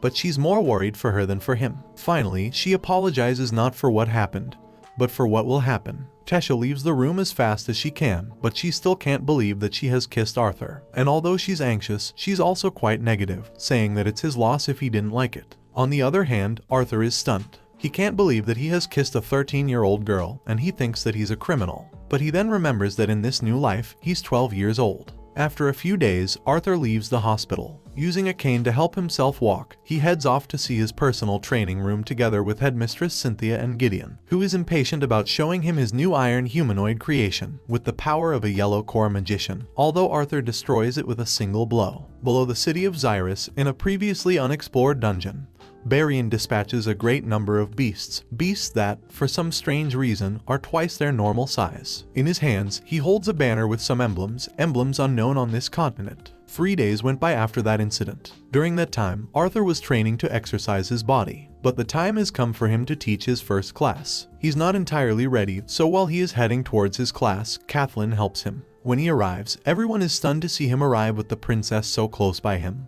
But there are many who don't accept that Arthur should be a professor, so a student challenges him, thinking that anyone who defeats him will be able to become a professor. The rest of the students support him, but it was enough to unleash a bit of his power to shut everyone up. Starting his class, he shoots some basic questions about the way in which conjuring and augmenting wizards use mana. After getting a couple of right answers, he calls 3 conjuring and 3 augmenting wizards, and he makes them cast a spell. He then orders the augmenting wizards to shoot the spell and the conjuring ones to absorb it, something which makes no sense to anyone, since it's common knowledge that once a spell has been cast, it's impossible for a conjurer to absorb it, or for an augmenting wizard to shoot it. But Arthur gives them a small demonstration. Being an augmenting wizard, he shoots a wind spell with a descending potential, which leaves everyone stunned. He then calls the rest of the students to try. The only one who got close to doing it was Kathleen. When his class ended, many left frustrated, and many others left wanting to try it again. While he was sitting, Kathleen shows up, and she asks for his permission to sit next to him. Arthur jokes for a bit with her, but they then have an awkward silence, until she tells him that she has something important to tell him. Arthur, remembering the headmistress' words, thinks that he doesn't want to cause a fight between humans and elves. But quite differently from what he imagined, she apologizes for what happened at the auction house 4 years ago. She felt that she owed him an apology for her father's bad behavior. After leaving it clear that it wasn't necessary, he heads towards his next class, which goes by in a blink. After finishing, Elijah arrives running, telling him that the headmistress wants to see him in her training room. Arriving there, he only meets Tesha. Since the kiss, he has avoided seeing her, but they proceed with the beast assimilation. Since he's a 4-element wizard, he can help any wizard, and he can serve as a battery while Tesha uses the majority of her mana, instead of trying to take control over the beast. When they finish, Tesha asks him if he's angry with her for having kissed him. Arthur's frustration shows, and he handles the topic with a little humor, avoiding answering. This bothers Tesha, who gets up and leaves. But before leaving, she tells him that he's good at fighting and magic, but not at everything. That's why she tried to soothe his feelings, even when he knows what she feels for him. She also says that everyone who's close to him notes how he wears a mask and pretends that he's happy all the time. Tesha's words were spinning inside his head. He even tried clearing his mind by training a little, but it was impossible. However, he is interrupted by Professor Glory, who went looking for him and Tesha. After finding out that she's not there, she makes Arthur go to his last class, but not without first thinking about why someone like him has such a colossal training room. The rest of the day was no different. He couldn't even pay attention to everything since he was thinking about Tesha. At night, while he was going towards his room, 3 shadows appeared behind him. Lucas, together with 2 students, orders Arthur with a menacing attitude to tell him how he escaped from his fire domes, and where Tesha is under 1 second. Arthur tells him that he doesn't have anything to say to him. Lucas simply says that it's surely because of an artifact that Tesha gave him. At that moment, Marquand, one of his companions, starts exuding mana uncontrollably while he says that he used the same tricks to seduce Princess Kathleen, and that she only deserves a nobleman like him since she picked up his handkerchief. Lucas only smiles while he watches him go insane, and he then attacks Arthur. His strength is above normal, and his mana fluctuation is abnormal. Lucas, acting like the victim and washing his hands off the situation, retreats. Arthur tries to protect himself with a wind shield, but it's useless. Marquand has completely lost his mind. While Arthur was considering what to do, Sylvie transforms into her dragon form and leaves him unconscious with a single blow. Claire then arrives, and uncovering his back, some glowing mana runes can be seen running down Marquand's back. Next, Claire tells him that he's not the first one. While he was recovering, there was a similar case, and as they are entering the headmistress' office to inform her of what happened, they come across 2 other people. These are Spears Baron and Aaliyah. After exchanging a few words with Cynthia, Baron's eyes meet Arthur when he's exiting. Sylvie warns him that both are too strong. After explaining everything that happened to Cynthia, Arthur suspects that she knows something about the marks, but she doesn't reveal any information. After telling her that the discipline committee members will do some patrolling after classes, they leave. While he is on his way, he sees how Lucas is being rebuked by his brother, Spear Baron, so he decides to hide in order to spy them for a moment. If he wants to kill Lucas, he must first become stronger to defend himself from Baron, and he releases a bloodthirst. With no time to react, Spear Aaliyah puts her weapon on his neck, and she comments that that is a fairly strong bloodthirst, but he won't be able to do anything to Baron, even if he is a 2-element wizard. She also tells him that he's one of the most powerful spears, and that there is a great difference between them even though she's also a white core wizard. Before parting, she says that if her brother was still alive he would be his age, and she strokes him lightly on the head. On the following day, the discipline committee members have a meeting where it is announced that Marquand died. They weren't able to control his mana loss. However, they are certain that the marks on his back had something to do with it. But no information was revealed to them, and they organized new groups to patrol at night. Later, that same day, after falling asleep in Gideon's class, he reproaches Sylvie for not waking him up to go to his next class. When he arrives, Professor Glory says that she won't take any risks until he's healed entirely, so she makes him rest in a booth, where he meets Tesha. Tesha breaks the ice saying that he doesn't have to give any explanations. She overreached and she said things that she shouldn't say. Arthur tells her that it's easier to deal with magic and with training than with feelings,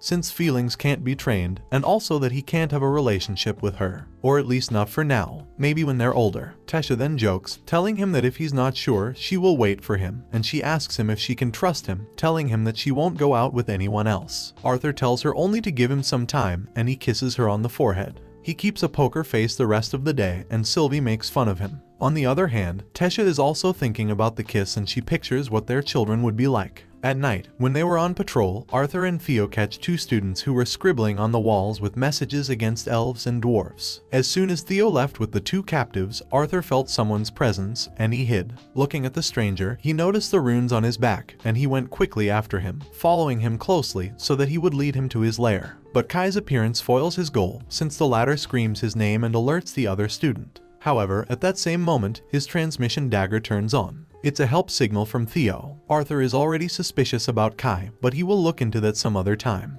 Curtis and Doradria arrive with Theo. He says that someone attacked him from behind and left him unconscious, but he was able to wound his assailant in the arm. It must be someone strong to be able to knock out someone like him. Remembering his encounter with Kai, he had a bandage on his hand. The next day, he wasn't able to pay attention in his classes since everything seemed suspicious to him, including Kai's demeanor. Despite searching again, they didn't find anything. But he was able to clear his mind while he was helping Tesha with the assimilation of her mana beast. They then had a good time together, but they're interrupted by the headmistress, who comes in with various wounds. Tesha runs to help her, but she says that it's nothing. She just had an encounter in order to release stress. Arthur has been suspecting for some time that she's hiding something, but he doesn't know if it's good or bad. Spears Aaliyah, Baron, and the strongest one, Vere, have an emergency meeting to take new measures. The piece of cloth that Baron found is made of a mana beast that is either unknown or from another continent. But the most unusual thing is the diversion of large bloodworm packs, from which it follows that something made them change course. Aaliyah, as one of the best sensory wizards, will be tasked with investigating. On the following day, Elijah is training with Toby. He throws some rock spikes at him, but Toby dodges them, and before making another move, Elijah manages to knock him down. When he thought he was done, the automaton throws a fire spell at him, but Arthur saves him with a direct hit, and he says that Gideon sneaks in at night to add new features to his creation.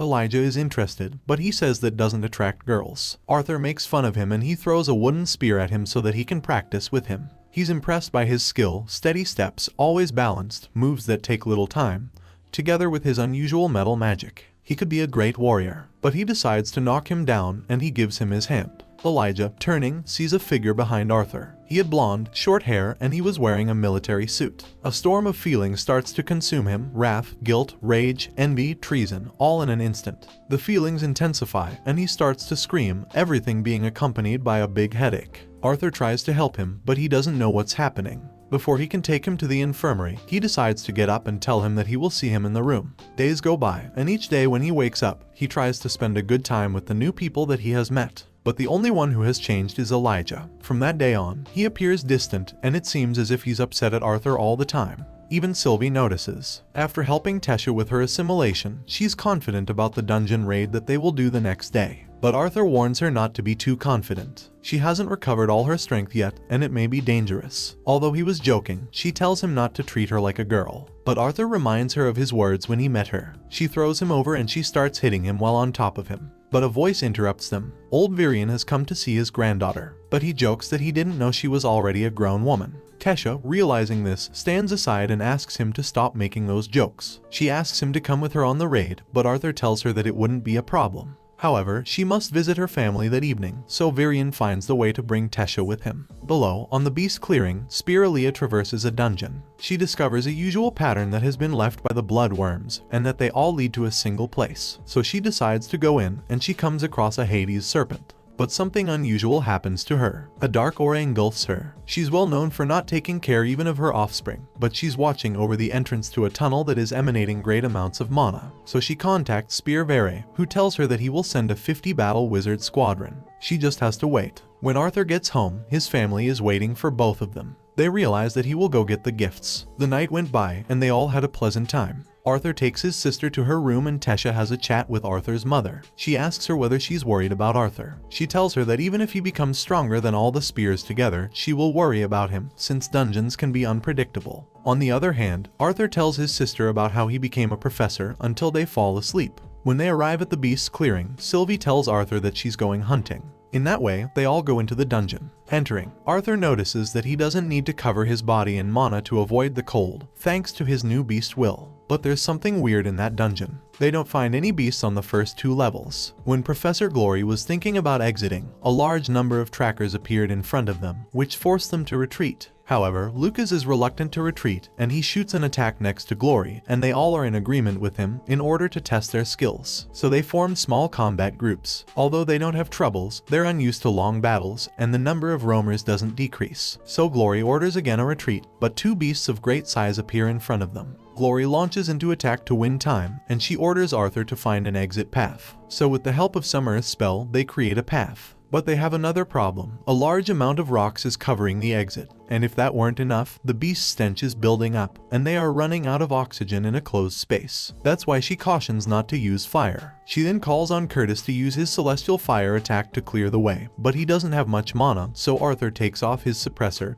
and he transfers some fire mana to Curtis. Ready, Curtis releases his attack. With everything in place, they start to retreat, but a quake startles them. A beast even larger than the previous ones appears. It exudes a sinister aura. Its strength is enormous, and Glory is no match for it. Therefore, Arthur prepares to fight, although Curtis tries to stop him. But his arm gets covered in blue fire, leaving Curtis and Claire stunned. Together with Glory, they start to attack the beast. Glory tries to win some time while Arthur prepares his attack. After a wind and lightning combination, he creates a lightning hurricane. But his arm gets dislocated. The attack did have an effect, but not the one he expected. The beast is still attacking them, so Glory takes Arthur away. But he doesn't manage to pull his sword from the beast's body. After thinking that they had left the beast behind, it reappears, and with one of its claws it pierces Arthur's leg, self-destructing after that. Arthur falls into a cliff, and a rock leaves him half unconscious. With a wind attack, he manages to cushion the fall, but he suffers a lot of damage. But thanks to his beast will, a great part of the damage disappears. Now the only thing left is to find a way out of there, which seems easy since he finds a cave that emits light. But he never imagined what he would find on the other side. Several masked battle wizards, the majority of which are pierced by some black iron spikes. A voice is asking for help. Every way he looks, there are only masked corpses until he finds the voice's source. Spear Aaliyah is blind. She has a gap on her breast, and if that weren't enough, she's missing her legs. Arthur tries to infuse mana into her core, but it's completely shattered. Aaliyah asks him where he knows her from. Arthur says that they met before in the academy. She tells him not to try anything since her core is broken. Arthur asks who is capable of doing that. She gives him a small black artifact, and she tells him that thanks to the little mana that she gave him, she will show him who's responsible for this. After waiting for the attack squadron to arrive, they kill the Hades serpent. But when they extract its core, it disintegrates. Entering the cave, they find a being with 2 onyx horns protruding from its head, and it ejects some dark mana, killing several wizards in one instant. It then tells them that they have 2 choices, die fighting or kill each other. It will allow to live whoever is left standing last. But this is not an option for anyone, and the beast starts attacking them. And as if they were completely insignificant, it kills the majority of the soldiers, summoning those black iron spikes from the ground. But Aaliyah manages to harm it, and she takes one chunk off its horn, which she gives to Arthur. The beast says that it doesn't care what they do to it, since the war is close. It rejoices in saying that it was once told that when the body loses one sense, another sense improves, and it tears out Aaliyah's legs and leaves. The pain is unbearable, and Aaliyah simply asks to be killed. The scenes are harrowing, and Arthur vomits because of what he just saw. The spear breaks, letting Arthur see her fear, and she says that she doesn't want to die. Arthur can only hug her, but that is not enough, and in that same moment, Spear Aaliyah of Dickathon dies. Looking inside the rest's memories, the same image would always repeat itself, the being that resembles a demon. Arthur creates tombs for the fallen ones, and for Aaliyah, an ice tomb. Sylvie waited patiently in her dragon form, and then they set off back to Xyrus. Arthur went straight to his house. In front of his house, he doesn't think he'll be able to enter. He knows that everyone is worried for him, but he doesn't think he can tell them what happened. Aaliyah's words still ring in his head, her anguish and her fear of death. For 1 second, he wishes that she may have the same luck as he and be able to enjoy a second life. A few steps are heard behind. It's his father, who tells him that he doesn't have to explain anything. Life is not a single battle. It's fine to lose sometimes and learn from that to stand up again, and be able to become stronger to win the war. And for the first time in a long time, Arthur yields to his feelings and he starts crying under the night aurora of Xyrus. Next morning, at the academy, he gives headmistress Cynthia Aaliyah's medallion. The horror in her face is quite evident, and she asks if he saw the one who did this. When Arthur says no, she tells him not to get further into this. It's already in the council and the other spear's hands. Arthur decides to take the day off and he goes shopping with his family. But it's evident in his face that not everything is fine, so he asks where the closest magic artifact shop is located in order to clear his mind. Tabitha tells him that a few streets up there is a famous elixir shop. But when he gets there, he finds a sordid establishment. But a voice puts him on alert. An old man is sitting on the floor and he asks him for a coin. And in an instant, he snatches the coin away from him. And when he tells him that that's not the one that he wanted, the old man disappears. When he tries to open the door, he must use a great amount of mana. Inside was the same old man from a moment ago. He tells him that he can pick something of the same value as the coin. And despite looking in every corner, he doesn't find anything that persuades him. But a small cat draws his attention. Its eyes seem to come from another galaxy, and just as fast as it appeared, it went away. At that point, Sylvie arrives, and the old man is left in trance looking at her. Not finding anything that interests him, Arthur decides to leave.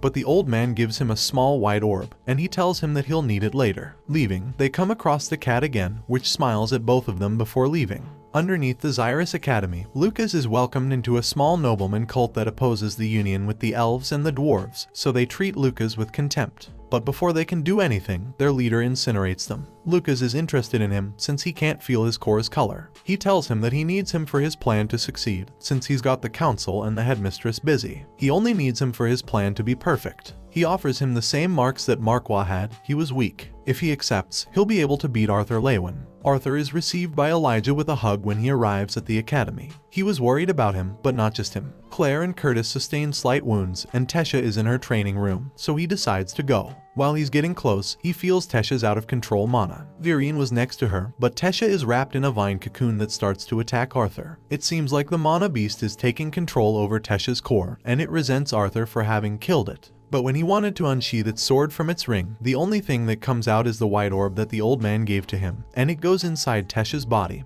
who gets her mana overflow under control. After taking her to the infirmary, she says that she's fine, but that something happened to her core. Virian, inspecting her, notes that Tesha is at the initial stage of a silver core. Advancing 3 stages in one stretch is an exhausting blow for the body, so they let her rest. Arthur uses the opportunity to ask how strong the spears are, to which Virian replies that 10 platinum core wizards are required to attempt to face a white core wizard, and that even that doesn't guarantee their victory. Victor says that what he's about to tell him, he can't tell anyone. Hundreds of years ago, humans, elves, and dwarves were nomads. They only met to trade, but they had an alliance. However, life was hard for everyone because of the mana beasts, which considered them prey. After several years, the numbers of the 3 races dropped, until a deity descended from heaven, which gave 6 artifacts to the ancestors of the current royal families. They had to pick 2 of their most powerful warriors in order to be named knights after a soul vow, and be able to access the artifacts that gave them the ability to control mana. They were the ones tasked with spreading that knowledge, the first generation of wizards being born thus. Together, they were able to banish the beasts into what is known today as the Beast's Clearing.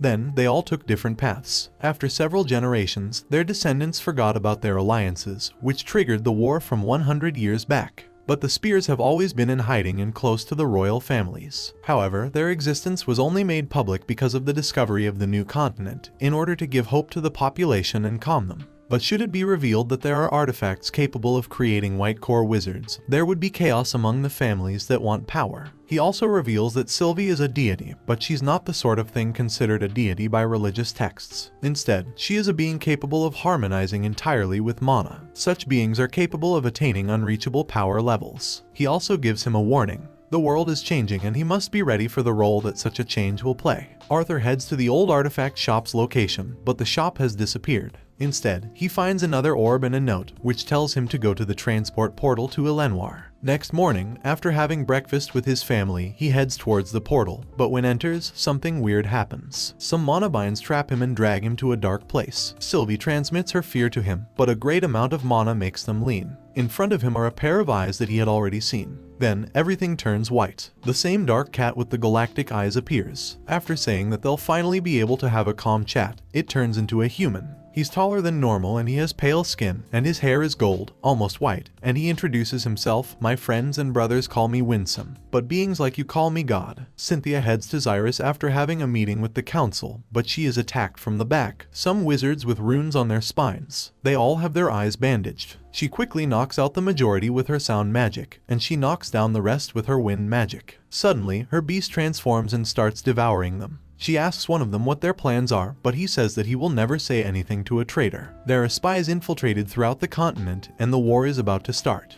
Before he says anything else, Cynthia kills him. When she pours an elixir to heal her wounds, Cynthia reveals the runes on her spine. Arthur is nervous. He can feel that the being before him is immensely more powerful than the spears. But before starting their chat, he asks him if something happened with Tesha or Virian, since he made him go to the portal that leads to Elenoir. The being called Winsome tells him that it was just a coincidence, and both are fine, thanks to the orb, which prevented Tesha's core from exploding. He tells him to keep the other, since it's a gift for him. Then, with magic, he summons a projection of the world. He tells him that Dicathan is not the only continent. There's another one called Alacria, and both are ruled by them, who live in the continent called Ephiatus. Although historically lesser beings have called them deities, they call themselves Asuras. They never intervene with the lesser beings unless peace or balance is threatened. Ephiatus is divided into 3 factions, each formed by multiple clans of different races. The dominant clan of each faction has its own privileges, but they have all stayed on the sidelines and they don't interfere with the minor races. However, everything changed when Agrona became the leader of the Vritra clan.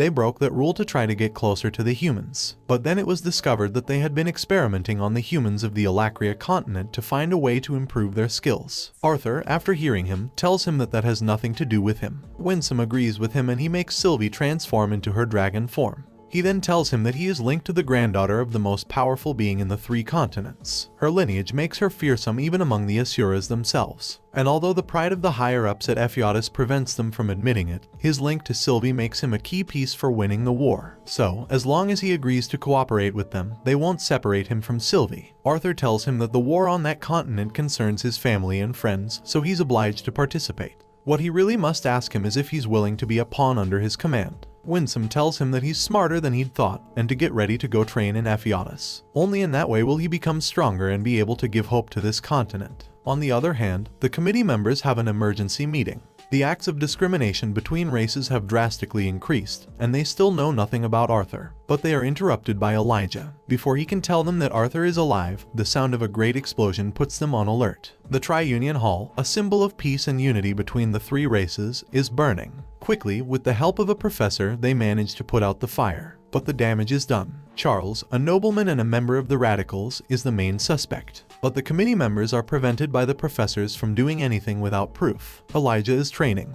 His control over earth magic is better than before, but he's not very efficient. His several feelings against Arthur are still present, but he remembers that Arthur was always by his side when he needed him, so he will become stronger to be on his level and be able to stay by his side. Meanwhile, Arthur arrives at the palace in Elenoir. A quake alerts him, and then part of the castle is destroyed. Virion then appears and tells Arthur that Tesha has completed her beast's assimilation. But she still can't control its power, so they both activate their beast will. Virion goes into the second phase and he cuts the vines, while Arthur goes directly towards Tesha. He manages to calm her down and her power overflow stops. Seeing the damage they have caused, Virion tells them it's time to go, but he doesn't say where. While Tesha sleeps, Virion tells him that she was too confident when she told him that she wanted to activate the beast's will's first phase. But her assimilation being too fast, everything went out of control. Arthur feels that the beast inside Tesha is different, something is happening with her. But he says that he will do everything he can to be by her side and protect her. Taking advantage of this, Virion asks him if he loves his granddaughter. Arthur says yes, but he doesn't know if what he feels is love or fraternal love, a feeling that one has for one's family members. But he will find out in time, and when he's ready, he will ask for permission to marry his granddaughter. Tesha, who had been faking being asleep, doesn't know what to do with what she just heard. When they get off the carriage, the Elf Kings are waiting, but nobody knows why they are there, until Virion tells them that they will go see Rhaenyra because he wants to see Arthur's future. On the way, Tesha's father thanks him again for having saved his daughter. It was thanks to him that he was able to interact with humans again. Her mother was one of the victims of the war with the humans, and they abducted his daughter later, which engendered in him contempt towards them. But a 4-year-old human boy not only saved his daughter and brought her back to her home, he was even able to indict his attitude. So he says that he has his blessing if he wants to marry his daughter. But they are interrupted by Rhaenyra, whom Arthur attacks because he thought that she was a monster. When they arrive at her lair, she puts everyone to sleep with a sleep agent, since she wants to speak in private to Arthur, and she explains how her powers work. Deviating magicians control mana in a different way. They don't use the environment mana, they use their own mana reserves. One example is his mother. Her healing spell is very different from the rest, but for diviners, it's even stronger. They don't use mana to see the future. Each time they see the future, their lifespan is reduced. Her sister Rhaenyra, Virion's wife, was an even more powerful diviner than her. She came to be the pride of all Elenoir. After marrying Virion, a beautiful future awaited them, or that's what they thought. The war between elves and humans was approaching its end, but the tension was still evident. And there was something else. Rhaenyra later saw that the human king's plan was to kill the elf that was the heir to the throne. So she tried to change the path of the future again and again. But nothing changed. Virion would end up dying in different ways each time that she used her power. Years of her life were lost, until the future changed and the current human king killed his father and the war ended. Shortly afterwards, Rhaenyra died. Now Rhaenyra used the same power to see Arthur's future. The world is changing, and wherever she looks, Arthur is at the center of everyone. He will suffer a lot in the future. No matter what he does, it will be like that. So she says only 2 things. People do bad things for good reasons, and sometimes the most powerful enemy is not the one who wields power over a throne, but an abandoned soldier who has nothing left to lose. Without revealing anything else, she tells him to rest. Everyone, upon waking up, says goodbye to Rhaenyra, who says that she spoke with Arthur while they all had a small rest. and thanks to a personal portal, Arthur and Tesha go back to Xyrus. When he gets home, they welcome him. Jasmine is there, together with the rest of the twin horns. Tesha tells him that she has matters to deal with in the academy, and they say goodbye. Together, they all remember the old stories, and they drink too much. But as is usual in this story, good times don't last long.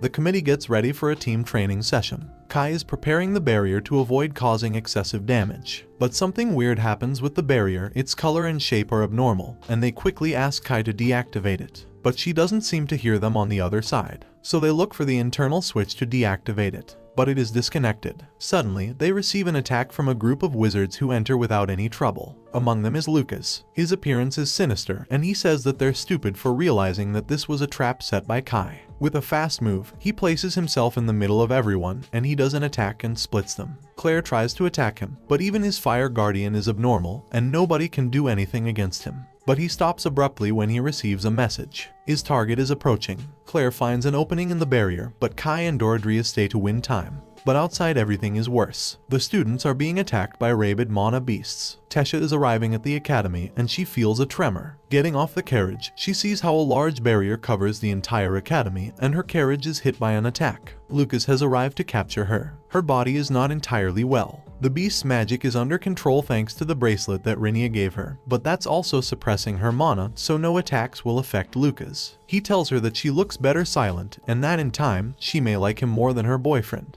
Tesha realizes that his plan is to capture her and use her as bait to attract Arthur, so she tries to buy time and she removes the bracelet. The mana goes out of control and it manages to harm him. But that is not enough since Lucas expels fire mana and he manages to knock her down. He then grabs Tesha by the hair and he drags her into the barrier. Inside, Elijah fights several mana beasts, but things become complicated for him since he's attacked from all sides. But he pierces them with his ground spikes. The hooded fiends are only attacking the elves and dwarves, and they force the humans to join them to avoid having their core destroyed as a punishment. Among them there are also some professors. Elijah and Curtis manage to make them flee, but a voice transmission alerts them, and it calls everyone to gather in front of the clock building. When they arrive, there are several wounded and dead people. Desperation took hold of everyone. Inside a barrier, the revolutionaries' leader tells them that he doesn't understand why they want to fight after the deaths they have witnessed, and he throws something at them. It's Doradria's head. Elijah throws up and he can't believe what he's seeing. Theo arrives and he challenges him to fight. He removes the mask and he introduces himself. His name is Draniv and he accepts his challenge. Theo attacks with all his power and he seems to have harmed him, but he's the one who was harmed. After mocking him, he kills Theo with a single attack. Claire grabs Curtis so he can't do anything. He feels impotent about not being able to do anything, and Kathleen tells him that he will only manage to get himself killed. Behind Draniv, chained elves enter, among them Faerith and Tesha. Draniv continues with his speech. He comes from a different continent, a very cruel place for the weak. That's why he went to the academy, where they told him that he would find Dickathon's elite. But, in comparison, they are trash. So he will pick the most talented ones to give them power and prepare this land to be ruled by their lord. One example of them is Lucas, who rejoices in saying that Tesha was too weak. In response, Elijah explodes with rage, and he shouts about how he could do something like that to her, and he exudes a dark and sinister mana, accompanied by black iron spikes. This was the birth of something very dangerous for Dickathon's future, and especially for Arthur Lewin. His eyes turned red. A black fire formed in his hands, capable of consuming even non-existence, anything that it may touch. In that way, he manages to cross the barrier. Corrupt mana beasts approach him, but he kills them as if they were insignificant with these iron spikes. The mana that he exudes is more intense each time, and he thinks in his mind that this is not him. A group of wizards goes behind him, but Draniv stops them. Elijah suffers a collapse, but he shoots a spike towards Lucas, which pierces his shoulder. He is stunned by the surprise, but Elijah vanishes. At that point, Draniv seizes him, and some nostalgia shows in his face. A group of professors takes advantage of the situation to enter, thanks to how Elijah opened a section of the barrier, and they attack. Draniv decides that something unexpected has arisen, and he must retreat to his continent, taking Elijah, but not without first ordering Lucas to eliminate everyone and telling him to follow him across the portal. Glory is able to defeat the beasts, but there are many wizards to fight with. At that moment, a group of students led by Claire helps them. Her goal is to go after Kai. On her way, she dodges some earth spikes, but Kai traps her with her iron threads. But something weird happens. The threads let go, but she's still hanging. Curtis and Kathleen scream while they head towards her. She doesn't understand what's happening until she decides to look down and she sees how an earth spike pierces her chest. But at that same moment, an immense mana overflow puts everyone on alert. There are terrified faces watching what is approaching. But Claire sheds some tears and a smile appears on her face. Arthur Lewin has arrived, and behind him comes a majestic beast. 2 sharp horns protrude from its head, its scales are bright, obsidian color. Its eyes glow with ferocity. But there was something more fearsome than the dragon. Each step was full of confidence, and his body exuded a very intense rage, and above everything else, a violent rage. Claire only regretted that she wouldn't be able to see Luca's expression when he is massacred. Lucas feels a great fear. He wouldn't have imagined the power of what is before him even in his nightmares. He tries to provoke Arthur, but the latter only goes past him, completely ignoring him. The first thing he does is check Tesh's vitals, but Lucas continues provoking him. Sylvie responds with a roar, but Arthur continues ignoring him. He decides to go face him, but he stops abruptly. He started to feel an irrational fear. Arthur finally shifts his attention to him. He tells him that he always thought of him as a worm who wasn't worth killing. But if that worm decides to be a nuisance, even the greatest saint wouldn't hesitate to crush him. Lucas felt how a force was seizing him. He can't believe that after what happened, Arthur is still stronger than him. So he summons 2 weird fireballs and he throws them. Arthur triggers his Beast Will's second phase and, with his hand, he counters the attack with a bluish fire. Lucas summons a blue fire spear, but Arthur seizes it. In his right hand, he shoots a black beam which hits Lucas directly and makes him lose an arm. With no time to suffer, Arthur, with his left hand, takes his remaining arm and he freezes it until it shatters into 1,000 pieces. Arthur keeps ignoring any word that comes out of Lucas and he goes on. This time, he destroys his left leg. Lucas, despite his situation, continues in his attempt to unsettle him, and he mentions that Elijah was captured by Draniv. But Arthur says that that is a matter for some other time, and he destroys the last limb of his that remained intact. Since his last life, he hadn't experienced being looked at by everyone because of his dominant strength, the fear, surprise, and admiration. He had forgotten how solitary he was. After he deactivated his beast's will, he felt his body collapse. Lucas cried for his brother, and behind him, there was a flash of mana. 3 spears have just arrived. Lucas dies in front of his brother. Baron succumbs to his rage and he attacks. Arthur doesn't have mana to defend himself, so Sylvie charges against the spears, but Arthur orders her not to attack them.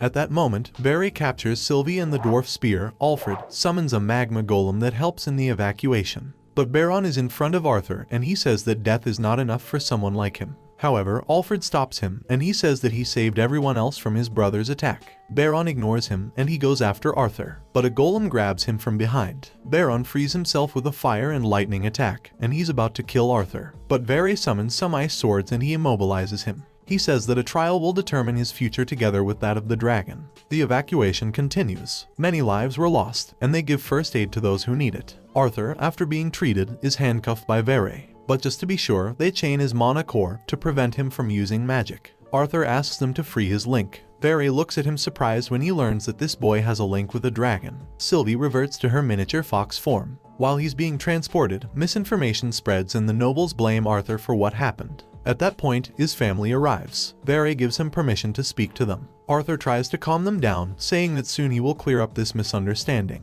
But in that instant, Vere receives a message from the committee. Under the authority vested in me by the Council of Dickathon, I, Vere Ori, announce the decision taken on the case, which will be put into execution immediately. Arthur Lewin, having committed acts of excessive violence, and having participated in the deplorable events that occurred at the Xyrus Academy, will be deprived of his wizard status, and his core will be confiscated. And until he has been properly tried, he will be put under arrest. After Vere's announcement, Arthur's family can't believe what's happening. Many witnesses wonder why they made that decision. But only Princess Kathleen reproaches the spears, telling them that he saved all of them, and if he hadn't done something like that, until they arrived, they could all have died. She also says that she will talk to her parents to fix all of this. But Vere shows her the council's scroll with the Kings of Sapin's seal, approving Arthur's arrest, accepting that he can't do anything to persuade Vere.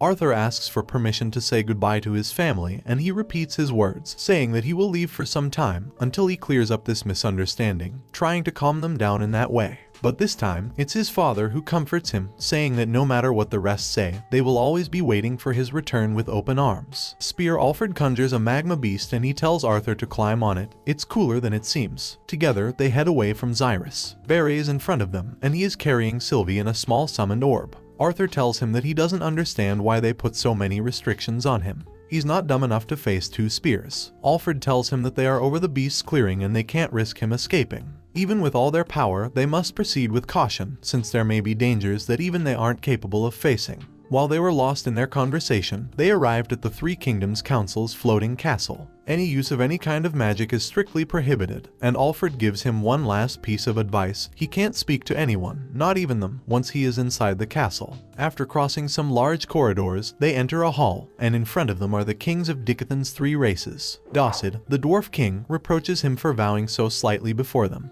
He says that he should be on his knees, but the human king says that there are more important things to deal with. However, Tesh's father interrupts in order to thank Arthur for having helped the students, and above all, his daughter. But this time, the two dwarf kings, with an aggressive attitude, reproach the elf king for his attitude, and they tell him that the boy which they have here, taking advantage of the situation, committed atrocious acts in order to eliminate his rival, who belonged to a noble house. But the accusations don't stop, and they also say that in the future, he may be dangerous, and they must destroy his core so that he can't even use magic, and kill the dragon to prevent it from being a danger to them. The human kings remain neutral in this respect, saying that they are thankful to him because he also saved their children. But that was not the right way of acting. However, the situation escalates between the two kings. When Arthur wants to say some words, he is ordered to be quiet in an aggressive manner, so much so that Alduin calls his spear so that they will be ready. But the situation comes to a halt, and without being able to defend himself, Arthur is locked in the dungeons. Alfred tells him that he will come regularly to bring him food. Until then, he should adapt to his new home. But a familiar voice gets Arthur's attention. Headmistress Cynthia is also locked. She's been there some days, and she is unaware of the attack at the academy, so he explains to her all that happened. She asks for details, what the leader looked like, and what was Luca's appearance. Arthur tells her everything he knows, and he tells her that he has reached a conclusion about her, but he hopes to be mistaken. Cynthia tells him that she would like to reveal everything, but a sound curse prevents her. Even without saying anything important, the pain is unbearable. In another room in the same castle, King Glader is visited by Docid. He tells him that he's not following the plan. Glader only tells him that his arguments were so absurd that it was impossible for him to accept them without raising suspicion. He reminds him that he's on his side to protect his family, and he should feel some guilt since he's betraying his entire people. Docid mocks him, saying that it doesn't matter what they do, this continent is destined to lose the war, and his best choice is to join them, especially given the riches they will obtain, and how they will be able to keep their titles. Gladir says not to compare him to himself, and he stays alone, thinking that he could never be a great wizard, and he was jealous of those in his family who were born with talent for magic. But getting rid of a boy who was born with an exceptional talent for magic will be a great satisfaction to him. Arthur wakes up from a nightmare, and in front of him, Speariah gives him a letter, and she tells him not to say anything.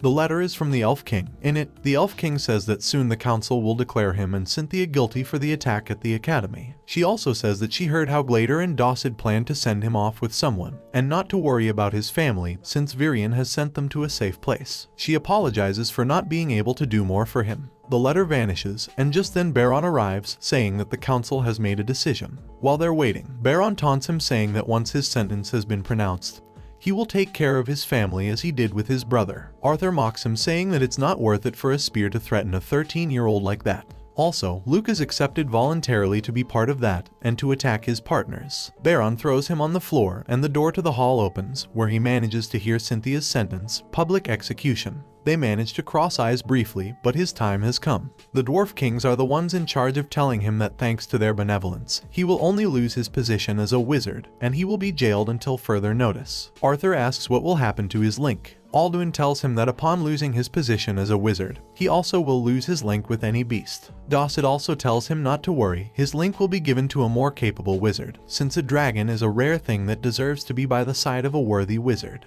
With that, Arthur reaches the conclusion that they are allied with the Vritra clan, and he's taken again to his cell. But there was an unexpected companion there. Winsome was waiting for him, and he's holding Sylvie in his arms. The Dwarf Kings are celebrating that everything is going according to their plan, and that they were the ones selected to be the rulers of Dicathan's rebirth. The Queen asks him if the being that he spoke to was strong, and Docid says that he was. He had never felt so much fear in his life. He was so powerful that he resembled a god, and he offered him riches and power that he'd never imagined. But someone interrupts them, a being with white hair that has an amethyst-colored eye on his forehead. In his hand, he has the body of a guard with a hole in his breast. He tells him that he was sent to eliminate the parasites, and he releases an intense mana blast. But at that instant, Alfred arrives to protect them. He summons 5 magma golems, but a single move was enough to destroy all of them. So Alfred covers himself with a magma armor, which burns so intensely that it resembles fire, and he goes into the attack. But even with all his power, he's unable to touch the being in front of him, and he's thrown against a wall. The being says that he possesses a power that may be useful for that continent's future, and he approaches him at a great speed, and with a single finger's attack, he leaves the spear out of the fight.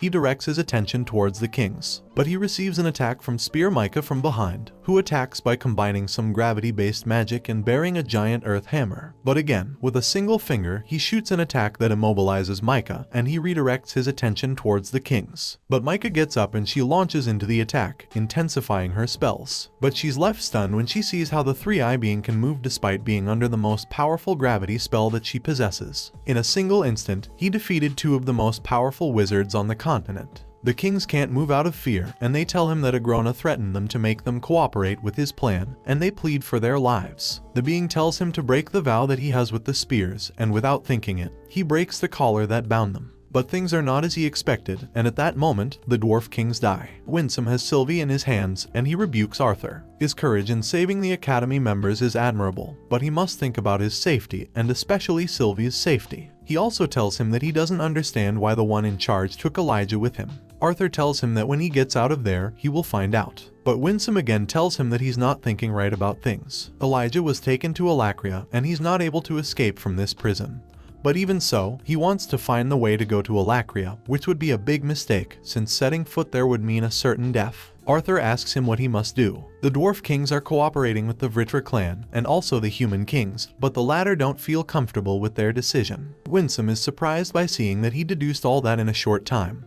But they are interrupted by Baron, who goes into attack after asking if he is the prisoner's friend. Winsome summons some weird spell in his hand of an amethyst color, and he completely neutralizes the attack. Baron is surprised, but he attacks again. However, it is all again in vain and he falls on his knees. At that instant, Very arrives, and he orders him not to do anything, since he's before a data, and no matter what he does, he will never be a match for him, and he says that they're waiting for them. When they arrive at the hall, the three remaining kings, Cynthia and the three-eyed being are there. Arthur becomes alert, but Winsome calms him down. When they start their meeting, the being introduces himself. His name is Aldir, and he was sent with Winsome to help give them a chance to win the war. He informs them that the traitors have been eliminated, and their spears are under his control, and that any mistaken choice they may have made before will be forgiven. The human kings are paralyzed with fear, but Glader asks if they are so powerful, why do they not end the war themselves? Aldir tells them that a war among Asuras would lead to the world's collapse, and that they made a pact with the Vritra clan and their allies not to attack each other and not to intervene with lesser beings. Arthur asks if their actions against the dwarf kings is not a breach of that pact. Winsome explains that they are being attacked by inhabitants of a continent governed by an Asura, so Agrona is breaking the pact indirectly, but he will try not to become involved further. But Arthur also asks them about the horned beings with a colossal power. Aldir shows interest in that, and he explains that those beings were lesser beings like them before, but they obtained their power gradually through constant experiments over the years. Together, they may face an Asura, but their numbers are limited, and Agrona won't risk losing his winning card.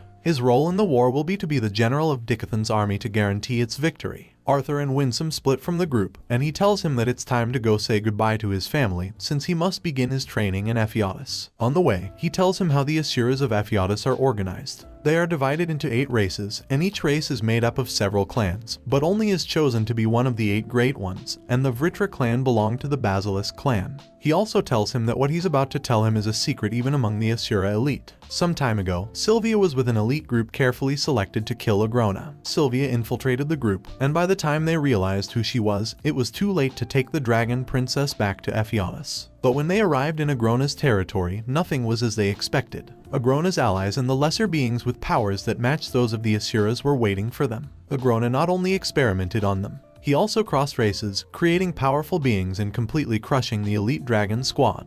In that way, Agrona himself went before Lord Indra, the king of the 8 Asura races, and he told him that Sylvia had died. Indra became angry and he was about to start a large-scale war due to his daughter's death. But the other Asuras persuaded him to sign a peace treaty. Arthur concluded that the artifacts that make the spears powerful were provided by them to match Agrona's strength. But they finally reach his family's refuge. They all go out to greet him, and Rhenia is with them. But after taking a break, Winsome gives him a signal, and Arthur asks to talk alone with his family. When they are alone, he tells them that since he was born in that world, he never knew how to start this conversation. His parents first think that it's either a joke or the result of a bump on the head. But his father gets serious and he asks them to be quiet in order to hear what the boy has to say. Arthur told them about the world where he used to live, about each detail in his role there, and also about the people that he met and what his life was like. During all that time, his parents didn't say a single word. But as time went by, his father started to interrupt him to make short questions, but his face didn't show any emotion. On the other hand, his mother didn't say anything, and she didn't move, until she lost track of time, and his father said that he now understood why he had such a precise skill in battle and a superhuman talent with magic. Arthur tells him that in his world he used something called Kai, which in essence is very similar to mana, and that his battle skill is due to how he trained almost his entire life. But at that instant, his mother starts to laugh. Her face shows fear, disbelief, and above all else, she tries to persuade herself that everything is a very elaborate joke on his part, and that he shouldn't do something like that. Arthur tells her that none of what he said is a lie, and she starts to go hysterical, so he decides to leave them alone. After a while, his father comes out and he asks to speak alone with him. After moving away some distance, he tells him that his story has left him shocked, and that he knows he doesn't have a reason to lie to them. Arthur asks if he's fine, but his father reacts agitatedly. He says that he doesn't know how to treat him. Arthur, King Grey, everything is confusing. What he just told him isn't something that one can accept in one moment. He was originally a king, and older than him, and perhaps the moments they spent together weren't real, and he was just trying to act as they wanted him to. Especially with his mother, she never knew that she raised a grown man in the body of a baby as if he were her own son. And he hits a part of the cave, saying that he doesn't know if he's his son, since maybe he killed the baby in his mother's womb to take his place. Reynolds, realizing what he said, apologizes to him. But Arthur tells him that he doesn't know how reincarnation works, and that very probably it was like that. He never found the moment to tell them, but now that he's leaving to train for years, he thought that it would be the best moment, since they will be apart. But now he regrets doing it. He tells him that he never had a family in his previous life. He became a powerful person that no one could match, but his personality was never good. But after arriving in this world, he learned things that he didn't know. Maybe he's not the most powerful wizard, but he's a better person than in his previous world. He thanks him for having taken care of him all that time, and also for having loved him as his own son.